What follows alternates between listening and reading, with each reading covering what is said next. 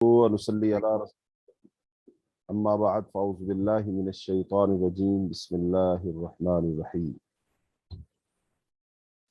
دورہ قرآن سے آج ہم سورہ انعام کے مضامین کا خلاصہ بیان کریں گے۔ سورہ انعام یہ مکی صورت ہے، اس کے 165 آیات اور 20 اس کے رکوع ہیں۔ تو سب سے پہلے سورہ انعام کی فضیلت اور اس کا زمانہ نزول۔ تو حضرت عبداللہ ابن عباس رضی اللہ تعالیٰ عنہ سے روایت ہے کہ سورہ انعام مکہ میں نازل ہوئی، اور امام طبرانی نے حضرت عبداللہ ابن عباس کی روایت کو بیان کیا ہے کہ مکمل سورہ انعام مکہ میں ایک ہی رات میں اس شان سے نازل ہوئی کہ اس کے ساتھ 70,000 فرشتے نازل ہوئے تھے جو اللہ کی تسبیح پڑھ رہے تھے۔ تو یہ سورہ انعام کی شان ہے، عظمت ہے، فضیلت ہے۔ جب سورت نازل ہوئی تو 70,000 فرشتے اترے اور وہ اللہ تعالیٰ کی تسبیح پڑھ رہے تھے۔ تو اس روایت سے حضرت عبداللہ بن عباس رضی اللہ تعالیٰ کے قول سے دو باتیں معلوم ہو گئیں۔ ایک تو یہ بات معلوم ہو گئی کہ یہ مکہ میں نازل ہوئی، پھر ایک ہی بار نازل ہوئی، اور دوسرا یہ بات معلوم ہو گئی کہ یہ صورت بڑی فضیلت والی، بڑی عظمت والی صورت ہے کہ جب یہ نازل ہوئی تو 70,000 فرشتے اس کے ساتھ نازل ہوئے تھے۔ اس حدیث کو محدثین نے ضعیف قرار دیا ہے، اور ایسی حضرت عبداللہ بن مسعود سے روایت ہے کہ سورہ انعام جب نازل ہوئی تو اسے الوداع کرنے کے لیے 70,000 فرشتے بھی نازل ہوئے۔ تو بہرحال یہ روایات اس کی فضیلت کے اندر بیان کی گئی ہیں، اگر صحیح ہے تو من جانب اللہ ہے، اگر صحیح نہیں ہے تو اللہ تعالی ہمیں معاف فرمائے۔ اچھا، اب یہ جو صورت ہے اس کا زمانہ نزول اور باقی جو صورتیں ہیں ان کے ساتھ اس کی کیا مناسبت ہے، اس پر تھوڑی سی ہم بات کریں گے اصل بات کی طرف آنے سے پہلے۔ تو یہ بات تو معلوم ہو گئی کہ یہ صورت مکہ میں نازل ہوئی، اور غالباً یہ 13 نبوی میں، یعنی کہ جب نبی صلی اللہ علیہ وسلم کی نبوت کا 13واں سال تھا، یعنی کہ ہجرت اس سال آپ نے کی، اسی سال میں یہ نازل ہوئی۔ اور اس میں جو مکہ مکرمہ کی 13 سال کی آپ کی دعوت تھی، گویا کہ اس کا خلاصہ اس کے اندر بیان کر دیا گیا۔ اس صورت میں 13 سال مکی دور کی جو رسول اللہ صلی اللہ علیہ وسلم کی دعوت ہے اس کا خلاصہ بیان کر دیا گیا ہے۔ اور اب ظاہری بات ہے یہ مکی صورت ہے تو اس میں مکہ کے لوگوں سے خطاب کیا جائے گا، اور مکہ میں صرف مشرکین ہی موجود تھے، وہاں پر نہ تو یہودی تھے اور نہ عیسائی تھے۔ جیسا کہ اس سے پہلے سورہ بقرہ، آل عمران، نساء اور المائدہ میں تو بنی اسرائیل کا تذکرہ تھا، نصارہ کا تذکرہ تھا اس میں، اور مشرکین کا تذکرہ بھی ساتھ ساتھ آ گیا، مسلمانوں کا تذکرہ بھی آ گیا۔ تو چونکہ مدینہ منورہ میں تو یہ سارے موجود تھے نا، لیکن مکہ میں تو صرف اور صرف مشرکین تھے اور دوسری طرف مسلمان تھے، اور پھر جو روئے خطاب ہے، روئے سخن ہے، وہ مشرکین مکہ سے ہے، یعنی بنی اسماعیل سے ہے۔ تو اب اس صورت کی جو خصوصیات ہیں ان کی اگر بات کی جائے تو سورہ انعام میں مشرکین مکہ کے خلاف جو حتمی فرد جرم ہے نا وہ بھی ہے، اور ان کے شرک کی مختلف صورتوں کا بھی بیان ہے، توحید کی مختلف قسموں کی وضاحت بھی ہے۔ اس صورت میں مشرکین مکہ کے اعتراضات بھی نقل کیے گئے ہیں اور ان کا مسکت جواب بھی دیا گیا ہے، اور انہیں اجمالی طور پر ہلاکت کی دھمکی بھی دی گئی ہے کہ اگر تم نے بات نہ مانی، پیغمبر پر ایمان نہ لائے، شرک نہ چھوڑا، تو اللہ تمہیں ہلاک کر دے گا۔ اور اسی طرح اگر کتابی ترتیب سے دیکھا جائے، قرآن پاک کی جو صورتوں کی ترتیب ہے اس کے لحاظ سے دیکھا جائے تو کتاب ترتیب کے لحاظ سے سورہ فاتحہ کے بعد کی 4 مدنی صورتیں، بقرہ، آل عمران، نساء اور المائدہ، تو صورتیں بنی اسرائیل کے خلاف فرد جرم سے متعلق ہیں۔ تو اہل کتاب کو دعوت اسلام اور ان کے اور امت مسلمہ کے درمیان روابط سے متعلق ہے، اور سورہ انعام سے قرآن مجید کا مزاج بالکل بدل جاتا ہے، اور اس کا رخ بنی اسماعیل یعنی جو قریش مکہ ہے نا ان کی طرف مڑ جاتا ہے، اور یہاں سے 2 مکی صورتوں کا آغاز ہو رہا ہے۔ تو ایک یہ سورہ انعام اور اس کے بعد سورہ آراف۔ تو اب اس میں مزید جو ہے، اس سے پہلے جو صورتیں ہیں ان کے اندر سورہ مائدہ میں یہود و نصارہ کے جو آزاد خیالی تھی، سیکولرزم تھا، اور اللہ کے احکام میں جو شرک کرتے تھے، شرک فی التشریع کا ذکر تھا، اور یہاں سورہ انعام میں دیگر چیزوں کے علاوہ مشرکین مکہ کے شرک فی التشریع کی وضاحت ہے، اور سورہ انعام کی آیت نمبر 6 میں قوموں کی ہلاکت کا اجمالی ذکر ہے۔ تو یہ اس کے اندر بیان کیا گیا۔ اگر ہم اس کا مرکزی مضمون جو ہے وہ دیکھیں کہ سورت میں جو مرکزی مضمون ہے، عمود ہے جس کے گرد ساری باتیں گھومیں گی، وہ یہ ہے کہ بنی اسماعیل میں حضرت اسماعیل علیہ السلام کی اولاد میں، جو کہ حضرت ابراہیم علیہ السلام کے بیٹے، ملت ابراہیمی اور عقیدہ توحید کے سچے وارث قریش نہیں ہے، مشرکین مکہ نہیں ہے، بلکہ محمد صلی اللہ علیہ وسلم ہے۔ اور بنی اسماعیل یعنی مشرکین مکہ سے مباحثہ اور مجادلہ کرتے ہوئے شرک کی مختلف قسموں پر تنقید کے بعد توحید کی قسمیں اور توحید کے تقاضے بھی بیان کر دیے گئے ہیں۔ تو اس کا مطلب یوں کہہ لیجئے اس میں اللہ تعالیٰ کی توحید کا بیان ہے، یعنی اگر ہم اس کو ایک لائن میں بیان کریں تو سورہ انعام کے اندر اللہ تعالیٰ کی توحید کو بیان کرنا مقصود ہے۔ توحید کو بیان کرنا مقصود کیوں ہے؟ چونکہ مشرکین مکہ جو تھے یہ شرک میں مبتلا تھے، اور اگر اس کے ساتھ ساتھ ان کے اندر جو اور برائیاں تھیں جن کی اصلاح مقصود ہے تو وہ 4-5 باتیں ہیں۔ نمبر 1 تو مشرکین مکہ بدترین شرک میں مبتلا تھے، یعنی ذات میں بھی شرک کرتے تھے، صفات میں بھی شرک کرتے تھے، صفات کے تقاضوں میں بھی شرک کرتے تھے، اللہ کی حاکمیت میں بھی شرک کرتے تھے، اللہ کے اختیارات میں بھی شرک کرتے تھے۔ یہ تمام قسموں کا جو شرک ہے ان میں پایا جاتا ہے۔ اور اس کے بعد دوسری خرابی ان میں کیا تھی کہ وہ باپ دادا کے دین کے پیروکار تھے، یعنی کہ جو انہوں نے اپنے باپ دادا کو کرتے ہوئے دیکھا تھا بس اسی پر وہ عمل پیرا تھے۔ وہ غلط ہے، صحیح، اس سے کوئی غرض نہیں ہے، لیکن وہ اس پر عمل پیرا تھے، تو دوسری خرابی ہے۔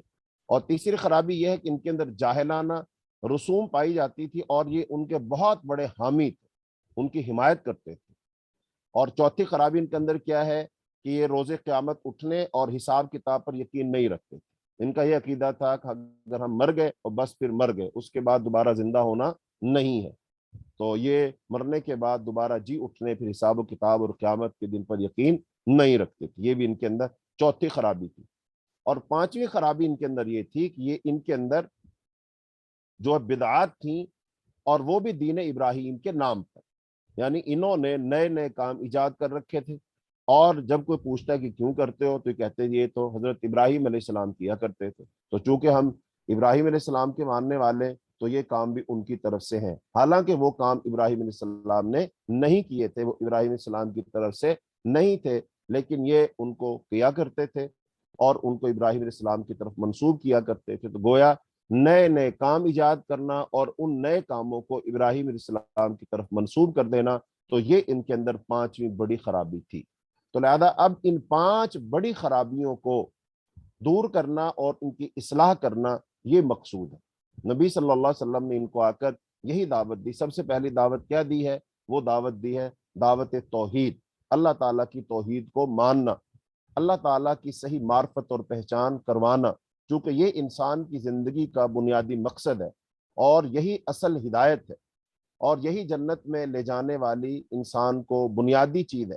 جیسا کہ قرآن کے شروع میں ابتدائی جو ہم نے دروس دیے تھے، دورہ قرآن کے شروع میں 2-3 لیکچر جو ہمارے ہوئے تو ان میں یہی بات تھی کہ انسان کی بنیادی ضرورت کیا ہے؟ تو بنیادی ضرورت کیا ہے؟ ہدایت ہے۔ اور یہ ہدایت کس لیے ہے؟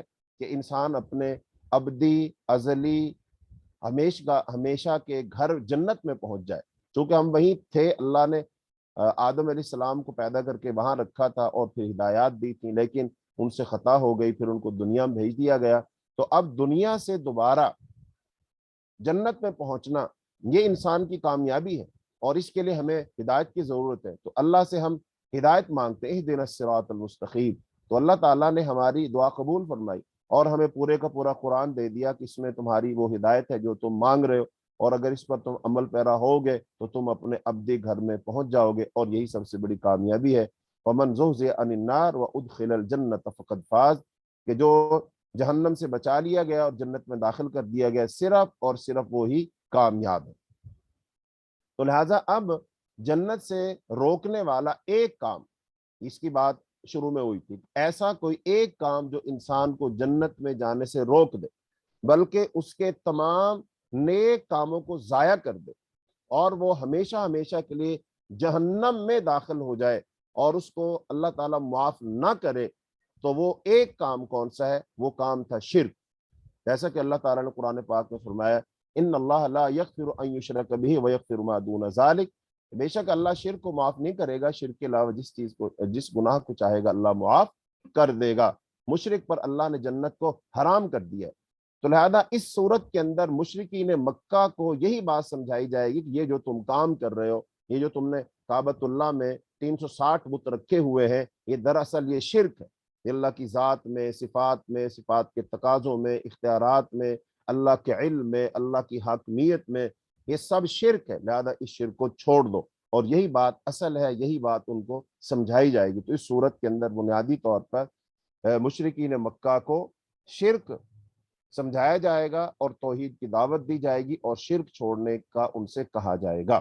اور جو پھر اب یہ شرک سمجھانے کے لیے وہ جن کو اللہ کے علاوہ پوچھتے تھے، اب ان کی بے بسی اور ان کا بے اختیار ہونا، بے بس ہونا، بے علم ہونا، کمزور ہونا، محتاج ہونا، یہ ساری چیزیں بیان کر کے سمجھایا جائے گا کہ جو کمزور ہوتا ہے، جس کے اندر یہ خامیاں ہوں یا ان چیزوں کو محتاج ہو، تو وہ خدا مشکل شاہ حاجت روا بگڑیاں بنانے والا نہیں ہوتا ہے۔ تو سورت کا آغاز ہوتا ہے بسم اللہ الرحمن الرحیم، الحمد للہ الذی خلق السماوات والارض وجعل الظلمات والنور ثم الذین کفروا بربہم یعدلون۔ تمام تعریف اللہ ہی کے لیے ہے جس نے آسمانوں اور زمین کو پیدا کیا اور اندھیروں اور روشنی کو بنایا، پھر جن لوگوں نے کفر کیا وہ اپنے رب کے ساتھ اوروں کو برابر ٹھہراتے ہیں۔ وہی اللہ ہے جس نے تمہیں مٹی سے پیدا کیا، پھر اس نے تمہارے لیے ایک وقت مقرر کیا اور اس کے ہاں قیامت کا ایک مقرر وقت بھی ہے، پھر بھی تم شک کرتے ہو۔ اور وہی اللہ ہے آسمانوں اور زمین میں، وہ تمہاری چھپی اور ظاہر سب باتیں جانتا ہے اور وہ جانتا ہے جو کچھ تم کرتے ہو۔ تو اب اس صورت کے اندر اللہ تعالیٰ کی تعریف سے صورت کا آغاز ہو، الحمدللہ، تمام تعریف اللہ کے لیے۔ اب تمام تعریف اللہ کے لیے کیوں ہے؟ چونکہ ہر چیز کو بنانے والا ہی اللہ ہے۔ تو جب بھی ہم کسی چیز کو دیکھتے ہیں تو ظاہری بات ہے اس چیز کو دیکھ کے فوراً اس کے بنانے والے کا خیال آتا ہے، اور جب ہم اس چیز کی تعریف کر رہے ہوتے ہیں تو در حقیقت وہ بنانے والے کی تعریف ہو رہی ہوتی ہے۔ تو اب زمین آسمان میں سے کسی چیز کو دیکھو، اللہ پاک نے آسمان اور زمین کا نام لیا یہاں پر، تو آسمان میں نظر اٹھا کر دیکھو، تمہیں چمکتا ہوا سورج نظر آئے یا چمکتا ہوا چاند نظر آئے اور تاروں بھری رات نظر آئے اور اتنا بڑا آسمان نظر آئے اور یہ چھت نظر آئے جس کا کوئی ستون نہیں ہے، تو یقیناً تم کہو گے یہ جس نے بنایا ہے وہ بڑا ہی قادر مطلق ہے اور وہ یقیناً اللہ ہے۔ اور زمین کو دیکھو گے، زمین کے نشیب و فراز کو دیکھو، پہاڑوں کو دیکھو، وادیوں کو دیکھو، اور زمین پر اگے ہوئے پھل پھول اور پیڑ پودوں کو دیکھو، بہتے ہوئے دریا دیکھو اور جھرنے دیکھو اور یہ آبشارے اور چشمے دیکھو اور یہ رنگا رنگ قسم کے پرندے اور ان کی بولیاں اور ان کی چہچہاٹ دیکھو اور انسانوں کو دیکھو، الغرض کوئی بھی چیز دیکھو گے تو یقیناً جب تم اس کی تعریف کرو گے تو وہ تعریف کس کی ہے؟ اس کے بنانے والے کی۔ تو بنانے والا ایک ہے، بنانے والا صرف اور صرف ایک ہے۔ باقی جب ہر چیز کو ہم نے مان لیا کہ وہ مخلوق ہے، خالق صرف ایک ہے، تو پھر ظاہری بات ہے مخلوق جو ہے وہ خالق نہیں نہ ہو سکتی، تو پھر اس کے اندر اس کی ہم عبادت کیوں کریں؟ ہم اس کو پھر اللہ کا شریک کیسے بنا سکتے ہیں؟ یہی بات اللہ پاک نے فرمایا کہ یہ ساری چیزیں اللہ پاک نے بنائی ہیں، اور ثم الذین کفروا، پھر وہ لوگ جنہوں نے کفر کیا وہ اللہ کے ساتھ ان کو برابر ٹھہراتے ہیں۔ تو بھائی اللہ کا تو کوئی برابر نہیں نہ ہے، اللہ کے جیسا کوئی نہیں ہے، اللہ کی برابری کا کوئی نہیں ہے، جو اللہ کی صفات ہیں وہ کسی اور کی صفات نہیں ہے۔ تو یہاں پر یہ بات ذہن میں رہنی چاہیے کہ اللہ تعالیٰ کو ماننے کا مسئلہ نہیں ہے، اللہ تعالیٰ کو ایک ماننے کا مسئلہ ہے۔ مثلا دنیا میں اللہ کو ماننے کے لحاظ سے ہم انسانوں کو دو بڑے گروہوں میں تقسیم کر سکتے ہیں، انسانوں کو اللہ کی ذات کے لحاظ سے۔ نمبر ایک وہ جو اللہ تعالیٰ کو نہیں مانتے، اور ایک وہ ہے جو اللہ تعالیٰ کو مانتے۔ اب جو اللہ کو نہیں مانتے ان کو ایک طرف کر دیجئے، اب جو اللہ تعالیٰ کو مانتے ہیں ان کی اگر بڑی قسمیں بنائیں آپ، تو ان میں سے ایک کون ہے؟ مسلمان ہیں، ہندو ہیں، سکھ ہیں، عیسائی ہیں، یہودی ہیں، یہ سب اللہ کو مانتے ہیں۔ اس کا مطلب یہ سب اللہ کو مانتے ہیں، لیکن اب اسلام کا اور مسلمانوں کو کہنا کیا ہے کہ یہ سب اللہ کو مانتے تو ہیں، لیکن ان کا ماننے کا جو تصور ہے وہ غلط ہے، وہ درست نہیں ہے۔ پھر اس کا مطلب درست کس کا ہے؟ وہ کہتے ہیں صرف مسلمانوں کا درست ہے۔ اچھا، مسلمانوں کا درست کیوں ہے اور ان کا درست کیوں نہیں ہے؟ حالانکہ سب اللہ کو ہی پکار رہے، مختلف ناموں سے لفظوں سے پکار رہے، لیکن پکار تو اللہ کو ہی رہے نا۔ ہاں، تو اس کا مطلب یہ ہے باقی جو لوگ ہیں انہوں نے اللہ تعالیٰ کے بارے میں جو ان کا تصور ہے نا وہ غلط، اور اسلام جو تصور دیتا وہ سب سے جدا اور الگ ہے، اور وہی سب سے صحیح ہے۔ تو اس کا مطلب باقی لوگ بھی اللہ کو مانتے ہیں نا، لیکن اب وہ اللہ کو ماننے کے باوجود کافر ہیں، مشرک ہیں، اور بالآخر وہ جنت میں نہیں جائیں گے، جہنم میں جائیں گے۔ تو کوئی کہہ سکتا ہے بھائی تم بھی اللہ کو مانتے ہو، ہم بھی اللہ کو مانتے ہیں، لیکن تم مانو تو جنت میں جاؤ، ہم مانے تو جہنم میں جائیں، اور یقیناً یہ لوگ سوال اٹھاتے بھی۔ پھر ایسا کیوں ہے؟ ہاں، پھر یہ بات ان کو سمجھائی جائے گی قرآن کی روح سے، کہ تم جو مانتے ہو نا، تم اللہ کی ذات میں شرک کرتے ہو، صفات میں شرک کرتے ہو، صفات کے تقاضوں میں شرک کرتے ہو، اللہ کے اختیارات میں شرک کرتے ہو، اللہ کے علم میں شرک کرتے ہو، ٹھیک ہے؟ تو یہ سارے کا سارا جو شرک ہے یہ نہیں کرنا چاہیے۔ اور مسلمان جو ہوتا ہے وہ اللہ کی ذات میں صفات کے تقاضوں میں کسی بھی لحاظ سے شرک نہیں کرتا، وہ شرک سے پاک ہوتا ہے۔ یہی ایک بنیادی فرق ہے۔ لیکن افسوس کے ساتھ کہنا یہ پڑتا ہے کہ بہت سارے مسلمان بھی وہ اللہ کے ساتھ شرک کر رہے ہیں، اور باقی جو مشرکین ہیں ان میں سے کوئی تو ایک شرک کر رہا ہے، کوئی دوسرا کر رہا ہے، کوئی تیسرا کر رہا ہے، لیکن افسوس کے ساتھ کہنا پڑتا ہے مسلمانوں میں تینوں قسم کا شرک پایا جاتا ہے ایک ہی وقت میں۔ یہ ذات میں بھی شرک کر رہے ہیں، صفات میں بھی شرک کر رہے ہیں، صفات کے تقاضوں میں بھی شرک کر رہے ہیں۔ اور یہ انسان جب توحید کو سمجھے گا نا پھر اس کو یہ بات سمجھ آئے گی۔ تو اس لیے آپ سب سے میری یہ گزارش ہے کہ زندگی میں ایک دفعہ عقیدہ توحید کو ٹھیک سے سمجھیں، ایک دفعہ عقیدہ توحید کو ٹھیک سے سمجھیں گے پھر آپ کو بات سمجھ آئے گی کہ توحید ہے کیا، اللہ کا صحیح تعارف ہے کیا۔ مگر نہ قرآن میں اللہ نے خود ارشاد فرمایا کل حزب بما لدیہم فرحون، دنیا میں کوئی بھی گروہ ہے، جماعت ہے، جتھا ہے، جو ان کے پاس عقیدہ، نظریہ، بات، تصور ہے نا وہ اس پر خوش ہے۔ تو خوش تو سبھی ہے نا، چونکہ شیطان ان کے اعمال کو مزین کر دیا اس لیے خوش ہے۔ اب جو بھی بندہ خوش ہے یہ ضروری نہیں کہ وہ صحیح بھی ہو اور وہ کامیاب بھی ہو اور صحیح رستے پر بھی۔ تو اس لیے میں آپ تمام بہنوں سے اور بیٹیوں سے، ماؤں سے، سب سے گزارش کرتا ہوں، اور ہر اس آدمی سے گزارش کر رہا ہوں جو میری بات سن رہا ہے کہیں بھی ہے اور وہ کوئی بھی ہے، ایک دفعہ زندگی میں توحید کو ضرور سمجھو، توحید کو ایک دفعہ سمجھو، پڑھو، اس کا علم حاصل کرو، کیونکہ پورے کے پورے قرآن کا جو خلاصہ، اسلام کا خلاصہ وہ دو لائنوں میں، اور وہ دو لائنیں کون سی ہیں؟ وہ جو ہم کلمہ پڑھتے ہیں، لا الہ الا اللہ محمد الرسول اللہ۔ اور اب یہ جو دو لائنیں ہیں نا، تو ان میں سے پہلی لائن کے بھی دو حصے ہیں اور دوسری لائن کے بھی دو حصے ہیں۔ پہلی لائن جو ہے اس کے دو حصے کون کون سے؟ لا الہ ایک حصہ یہ ہے، دوسرا حصہ کون سا؟ الا اللہ، یہ دوسرا حصہ، اور دوسری لائن کے دو حصے کون سے؟ محمد، یہ ایک حصہ ہے، اور دوسرا حصہ کون سا ہے؟ رسول اللہ، یہ دوسرا حصہ۔ تو گویا دو لائنیں اور چار حصے، تو لہذا ان چار باتوں میں سارا اسلام ہے، سارا قرآن ہے، اور اس میں سارے نبیوں کی دعوت ہے اس کے اندر۔ لہذا ان دو لائنوں کو سمجھو خدا کے لیے، اور ان دو لائنوں کو سمجھنا اتنا آسان نہیں ہے۔ ان دو لائنوں کو سمجھنا اور سمجھانا دنیا کا سب سے مشکل ترین مسئلہ ہے۔ ان دو لائنوں اور آپ کے بیچ شیطان کھڑا ہے، اور شیطان کی پوری کوشش یہ ہے کہ تمہیں یہ دو لائنیں سمجھ نہ آئیں، اور شیطان کافی حد تک کامیاب ہے، اور واقعتاً لوگوں کو یہ دو لائنیں سمجھ نہیں آئی۔ میں نے بارہا پوچھا لوگوں سے، میں نے اساتذہ سے، طلباء سے، عوام الناس سے، جہاں کہیں اللہ مجھے موقع دیتا، کوئی لیکچر، درس، دروس ہوتے ہیں وہاں پر میں توحید کے بارے میں لوگوں سے پوچھتا ہوں۔ بڑے بڑے سمجھدار، عقل مند، دانا، شکل و شبات سے، جو بڑے نمازی، متقی، پرہیزگار، دیندار نظر آنے والے لوگ، وہ مرد ہوں یا خواتین، لیکن ان سے جب توحید پر بات کی جاتی ہے تو ان کو توحید کا نہیں پتا ہوتا۔ مثال کے طور پر میں آپ سے ایک سوال چھوڑے جاتا ہوں، اس سوال پر آپ غور کیجئے گا، پھر اس کو ذہن میں لائیے گا کہ اللہ تعالیٰ کا تعارف کرواؤ، اللہ تعالیٰ کا تعارف۔ مثلا آپ سے اگر کوئی غیر مسلم کہتا ہے کہ تم مجھے اللہ کی دعوت دے رہے ہو نا، تو مجھے تم اللہ کا تعارف کرواؤ، اور تعارف کے اندر کم از کم تین باتیں ضرور آتی۔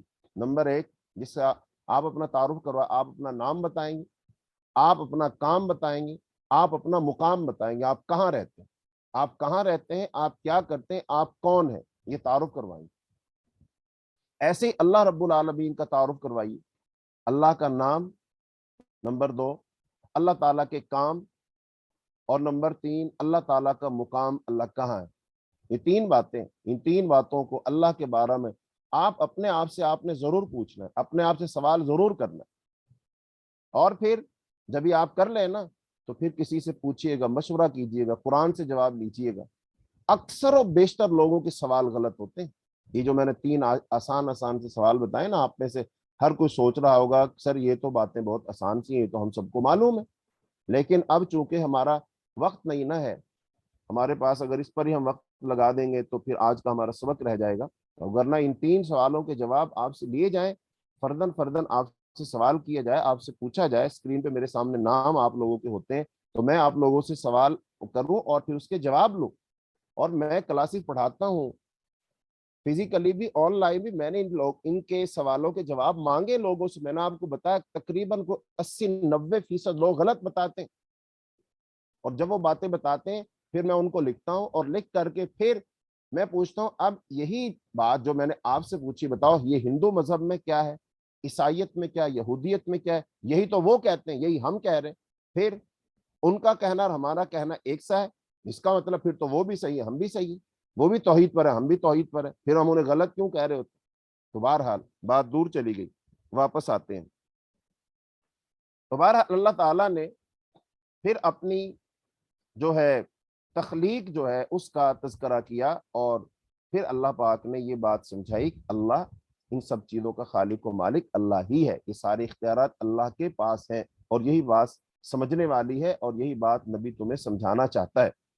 تو فرمایا هو الذی خلق لکم خلقکم من طین، هو الذی خلقکم من طین، وہی ہے جس نے تمہیں مٹی سے پیدا کیا۔ اب مٹی سے کون پیدا کر سکتا ہے؟ یہ اللہ تعالیٰ کی صفت ہے۔ پھر اس نے تمہارے لیے ایک وقت مقرر کیا، اب زندگی کس کے ہاتھ میں، موت کس کے ہاتھ میں؟ اللہ کے ہاتھ میں، اور اس کے ہاں قیامت کا ایک مقررہ وقت ہے، اس کا مطلب یہ دنیا، اس کا بھی نظام اور اللہ نے بنا رکھا ہے ایک وقت، تو یہ اللہ کے ہاتھ میں، پھر بھی تم شک کرتے ہو۔ اور پھر آگے فرمایا وہی اللہ ہے آسمان اور زمین میں، وہ تمہاری چھپی اور ظاہر سب باتوں کو جانتا ہے۔ اس کا مطلب یہ اللہ کا کام ہے جو ظاہر اور چھپی ساری باتوں کو جانتا ہے۔ لیکن بہت سارے لوگ یہ تصور رکھتے ہیں فلاں بھی جانتا ہے، فلاں بھی جانتا ہے۔ مثلا ہم کہاں بیٹھے ہیں اور بہت سارے لوگ کہتے ہیں جو ہمارا پیر ہے، ہمارا بزرگ ہے، وہ ہمیں دیکھ رہا ہے، وہ ہمیں جان رہا ہے، ہم اس کی نظروں میں ہیں، اس کو تصور کر کے رکھتے ہیں، تو اس کا مطلب اسے ڈر رہے ہوتے ہیں، تصور شیخ ہوتے، یہ ساری چیزیں کیا ہے؟ نہیں، وہ کہاں بھائی، وہ نہیں دیکھ رہا تمہیں۔ اور وَيَعْلَمُ مَا تَكْسِبُونَ، اور وہ جانتا ہے جو تم کماتے ہو۔ اب انسان جو کر رہا ہے یہ بالکل اللہ جانتا ہے، اس کو اور کوئی نہیں جانتا۔ آگے آیت نمبر 5 میں، آیت نمبر 6 میں وہ اصول بیان کیا گیا، قومیں کیسے تباہ ہوتی ہیں، کیسے ہلاک ہوتی ہیں، اس کا قانون بیان کیا گیا۔ اللہ پاک نے فرمایا الم یرو کم اہلکنا من قبلہم من قرن مکنہم فی الارض، کیا انہوں نے نہیں دیکھا کہ ان سے پہلے ہم نے کتنی ہی قومیں ہلاک کر دی جنہیں ہم نے زمین میں ایسی طاقت دی تھی جو تمہیں نہیں دی، اور ہم نے ان پر موسلا دھار بارشیں نازل کی اور نہریں بنائی جو ان کے نیچے بہتی تھیں، پھر ہم نے ان کے گناہوں کے باعث انہیں ہلاک کر دیا، اور ان کے بعد دوسری قومیں پیدا کی۔ یعنی اللہ پاک نے یہ صاف بتایا کہ تم پہلی قوم نہیں جو زمین پر آباد ہو، تم سے پہلے بڑی بڑی قومیں آئیں، آباد ہوئیں، اور وہ تم سے زیادہ طاقتور تھی، ان کے پاس تم سے زیادہ وسائل تھے۔ اب مکہ دیکھو نا، مکہ تو بالکل بے آب و گیا ہے، نہ وہاں پہ کوئی دریا ہے، نہ وہاں کوئی نہریں ہیں، نہ کوئی وہاں پر زرخیز زمینیں ہیں، لیکن اللہ پاک نے کیا فرمایا، تم سے جو ترقی یافتہ قومیں تھیں ہم نے ان کو دنیا میں بہت کچھ دیا، اور جب سب کچھ دے دیا تو پھر وہ گناہوں میں پڑ گئے، سرکشی میں پڑ گئے، بغاوت پر اتر آئے، اور سب سے بڑی سرکشی اور بغاوت کیا ہے؟ اللہ کے ساتھ شرک کرنا شروع کر دیا، اللہ کی ذات میں، صفات میں مخلوق کو شریک کرنا شروع کر دیا۔ کبھی وہ فرشتوں کو اللہ کی بیٹیاں بنا رہے ہیں، کبھی وہ پتھروں کو پوج رہے ہیں، کبھی سورج چاند کو پوج رہے ہیں، کبھی وہ پہاڑوں کو پوج رہے ہیں، کبھی وہ پتھروں سے بت گھڑ کر ان کو ہی پوج رہے ہیں۔ تو ان مختلف چیزوں کو پوج رہے ہیں، یہ سب سے بڑی سرکشی اور بغاوت، یہ سب سے بڑا گناہ ہے یہ۔ پھر اللہ پاک نے ان کو ہلاک کر دیا۔ تو اس کا مطلب جو اللہ بنا سکتا ہے وہ اللہ ہلاک بھی کر سکتا ہے، جو اللہ دے سکتا ہے وہ اللہ چھین بھی سکتا ہے۔ لہذا اس لیے اللہ سے ڈرو اور اللہ کے سامنے بغاوت اور سرکشی مت کرو. تو اس لیے تمہارے پاس یہ اللہ کا رسول آیا ہے، اور جب رسول آیا اس کا مذاق نہ اڑاؤ، وگرنہ پھر اس سے پہلے بھی رسولوں کا مذاق اڑایا گیا، لیکن اللہ تعالیٰ نے پھر اس کی وجہ سے ان کو پکڑ لیا. تو مکے والوں کو خاص طور پر یہ دعوت دی گئی کہ آپ ان سے کہیے قل سیروا فی الارض ثم انظروا کیف کان عاقبۃ المکذبین. ہاں اے نبی کہہ دیجئے تم زمین میں گھومو پھرو، پھر دیکھو جھٹلانے والوں کا انجام کیا ہوا. چونکہ مکے والے جب تجارت کے لیے مکے سے جاتے تھے نا شام کی طرف، تو درمیان میں عاد اور سمود کی بستیاں آتی تھی، اور عاد اور سمود کی جو قومیں وہ تباہ و برباد ہوئی. تو ان سے کہا جا رہا ہے چلو پھرو اور دیکھو. جب تم وہاں سے گزرتے ہو دیکھو انہوں نے پہاڑ کھود کھود کر کے اپنے گھر بنائے تھے، محلات بنائے تھے. اچھا اب وہ ان قوموں کے نشانات ہیں، وہ قومیں کہاں گئی؟ آج وہاں نظر تو کوئی بھی نہیں آتا. لہذا وہ تباہ ہو گئی نا قومیں. تباہ کس نے کی؟ اللہ نے کی. تباہ کیوں کی؟ انہوں نے یہی کام کیا تھا جو تم کر رہے ہو. ایک تو وہ اللہ کے ساتھ وہ شریک کرتے تھے، اور نمبر دو جو رسول ہے ان کا وہ مذاق اڑاتے تھے، اور اپنے آپ کو عقل مند سمجھتے تھے، اور رسول کی بات نہیں مانتے تھے. لہذا انہی گناہوں کی وجہ سے اللہ نے انہیں تباہ اور برباد کر دیا. لہذا تم بھی ان کی ڈگر پر چل رہے ہو، انہی کے رستے پر چل رہے ہو. ایسا نہ ہو اللہ پاک تمہیں بھی پکڑ لے، اللہ تعالیٰ کی گرفت آ جائے، اور پھر تمہارے پاس کوئی عذر بہانہ بھی نہیں ہوگا. چونکہ اللہ تعالیٰ نے تمہارے پاس ڈرانے کے لیے رسول بھیج دیا نا، بتا دیا نا، کتاب نازل کر دی نا، تو اس کی بات مان لو. تو یہ اللہ پاک نے یہ ساری باتیں بیان کر کے آگے آیت نمبر 12 میں فرمایا قل لمن ما فی السماوات والارض. ان سے پوچھئے جو کچھ آسمان اور زمین میں وہ کس کے لیے ہے. قل للہ کہہ دیجئے اللہ ہی کے لیے. کتب علی نفس الرحمہ، تو اللہ تعالیٰ نے اپنے آپ پر، اپنے نفس پر مہربانی لکھ دی ہے. لَيَجْمَعَنَّكُمْ إِلَىٰ يَوْمِ الْقِيَامَةِ لَا رَيْبَ فِيهِ، اور وہ تمہیں ضرور بھی ضرور جمع کرے گا جس دن میں کوئی شک نہیں ہے. الَّذِينَ خَسِرُوا أَنفُسَهُمْ فَهُمْ لَا يُؤْمِنُونَ، اور جن لوگوں نے اپنے آپ کو خسارے میں ڈالا تو وہ ایمان نہیں لاتے. اور رات کے اندھیرے اور دن کے اجالے میں جو کچھ ٹھہرا ہوا ہے وہ اللہ ہی کا ہے، اور وہ سب کچھ سنتا اور خوب جانتا ہے. اے نبی کہہ دیجئے کیا میں اللہ کے سوا اور معبود بنا لوں جو آسمان اور زمین کو پیدا کرنے والا ہے اور وہ سب کو کھلاتا ہے اور اسے نہیں کھلایا جاتا. کہہ دیجئے بے شک مجھے حکم دیا گیا ہے کہ میں وہ پہلا شخص ہو جاؤں جو اسلام لایا، اور آپ ہرگز مشرکوں میں سے نہ ہو جائیں. کہہ دیجئے بے شک اگر میں نے اپنے رب کی نافرمانی کی تو میں ایک بہت بڑے دن کے عذاب سے ڈرتا ہوں. اس دن جس شخص سے عذاب ہٹا لیا گیا تو یقیناً اس پر اللہ نے رحم کر دیا، اور یہی ہے واضح کامیابی. یعنی اللہ تعالیٰ نے اپنی ذات کا ساتھ ساتھ تعارف بھی کروا دیا، اور ساتھ ساتھ نبی کی زبانی ان سے کہلوا بھی دیا کیا میں اللہ کے علاوہ کوئی اور وہ بنا لوں، معبود بنا لوں جیسے تم نے بنائے ہوئے. نہیں، میں ایسا نہیں کروں گا، بلکہ میں تو اللہ کے لیے فرما بردار ہوں. جیسے میرا رب کہتا ہے میں نے ویسے ہی کرنا ہے. اور آپ کہہ دیجئے کہ میں تو اس عظیم دن سے ڈرتا ہوں. وہ کون سا عظیم دن ہے؟ وہ قیامت کا دن ہے، تو جو اللہ تعالیٰ کی بادشاہی کا دن ہے، اللہ تعالیٰ کے جلال کا دن ہے، اللہ تعالیٰ کی عظمت کے اظہار کا دن ہے، اللہ تعالیٰ کی حاکمیت کا دن ہے. اس دن اللہ اکیلا ہی حاکم ہوگا، اور ساری مخلوق اللہ کے سامنے جب سر جھکائے خاموش کھڑی ہوگی، سناٹا چھایا ہوگا، پھر اللہ کی طرف سے ایک آواز آئے گی. اللہ پاک فرمائیں گے آپ بتائیے کہ آج کس کی بادشاہت ہے. لمن الملک اليوم، آج کس کی بادشاہت ہے. 3 دفعہ اللہ پاک فرمائیں گے، اور کوئی جواب نہیں آئے گی. کیونکہ دنیا میں جو بڑے بڑے بادشاہ بنے بیٹھے تھے نا، خدا بنے بیٹھے تھے، وہ نمرود ہو، فرعون ہو، حامان ہو، قارون ہو، شداد ہو، وہ سارے کے سارے اس دن ذلت آمیز حالت میں ہوں گے، ان کی گردنیں جھکی ہوئی ہوں گی. کوئی نہیں کہے گا کہ میں بادشاہ ہوں. دنیا میں تو اپنی بادشاہت کا بڑا ڈھنڈورا پیٹتے ہیں نا لوگ، لیکن کوئی نہیں کہے گا. 3 دفعہ اللہ پاک پوچھیں گے. بالآخر اللہ تعالیٰ خود ہی فرمائیں گے للہ الواحد القہار، آج اللہ واحد قہار کی بادشاہی ہے. تو یہ بات بتائی جا رہی ہے کہ اللہ کے سوا کوئی ہے نہیں، لہذا اللہ کی توحید کو مانو. تو ایسے اللہ تعالیٰ نے اور جگہ قرآن میں فرمایا نا، آپ ان سے کہہ دیجئے کل، کہہ دیجئے افا غیر اللہ تأمرونی اعبد ایھا الجاہلون. کہہ دیجئے اے نادانو کیا تم مجھ سے یہ کہتے ہو کہ میں غیر اللہ کی پرستش کروں.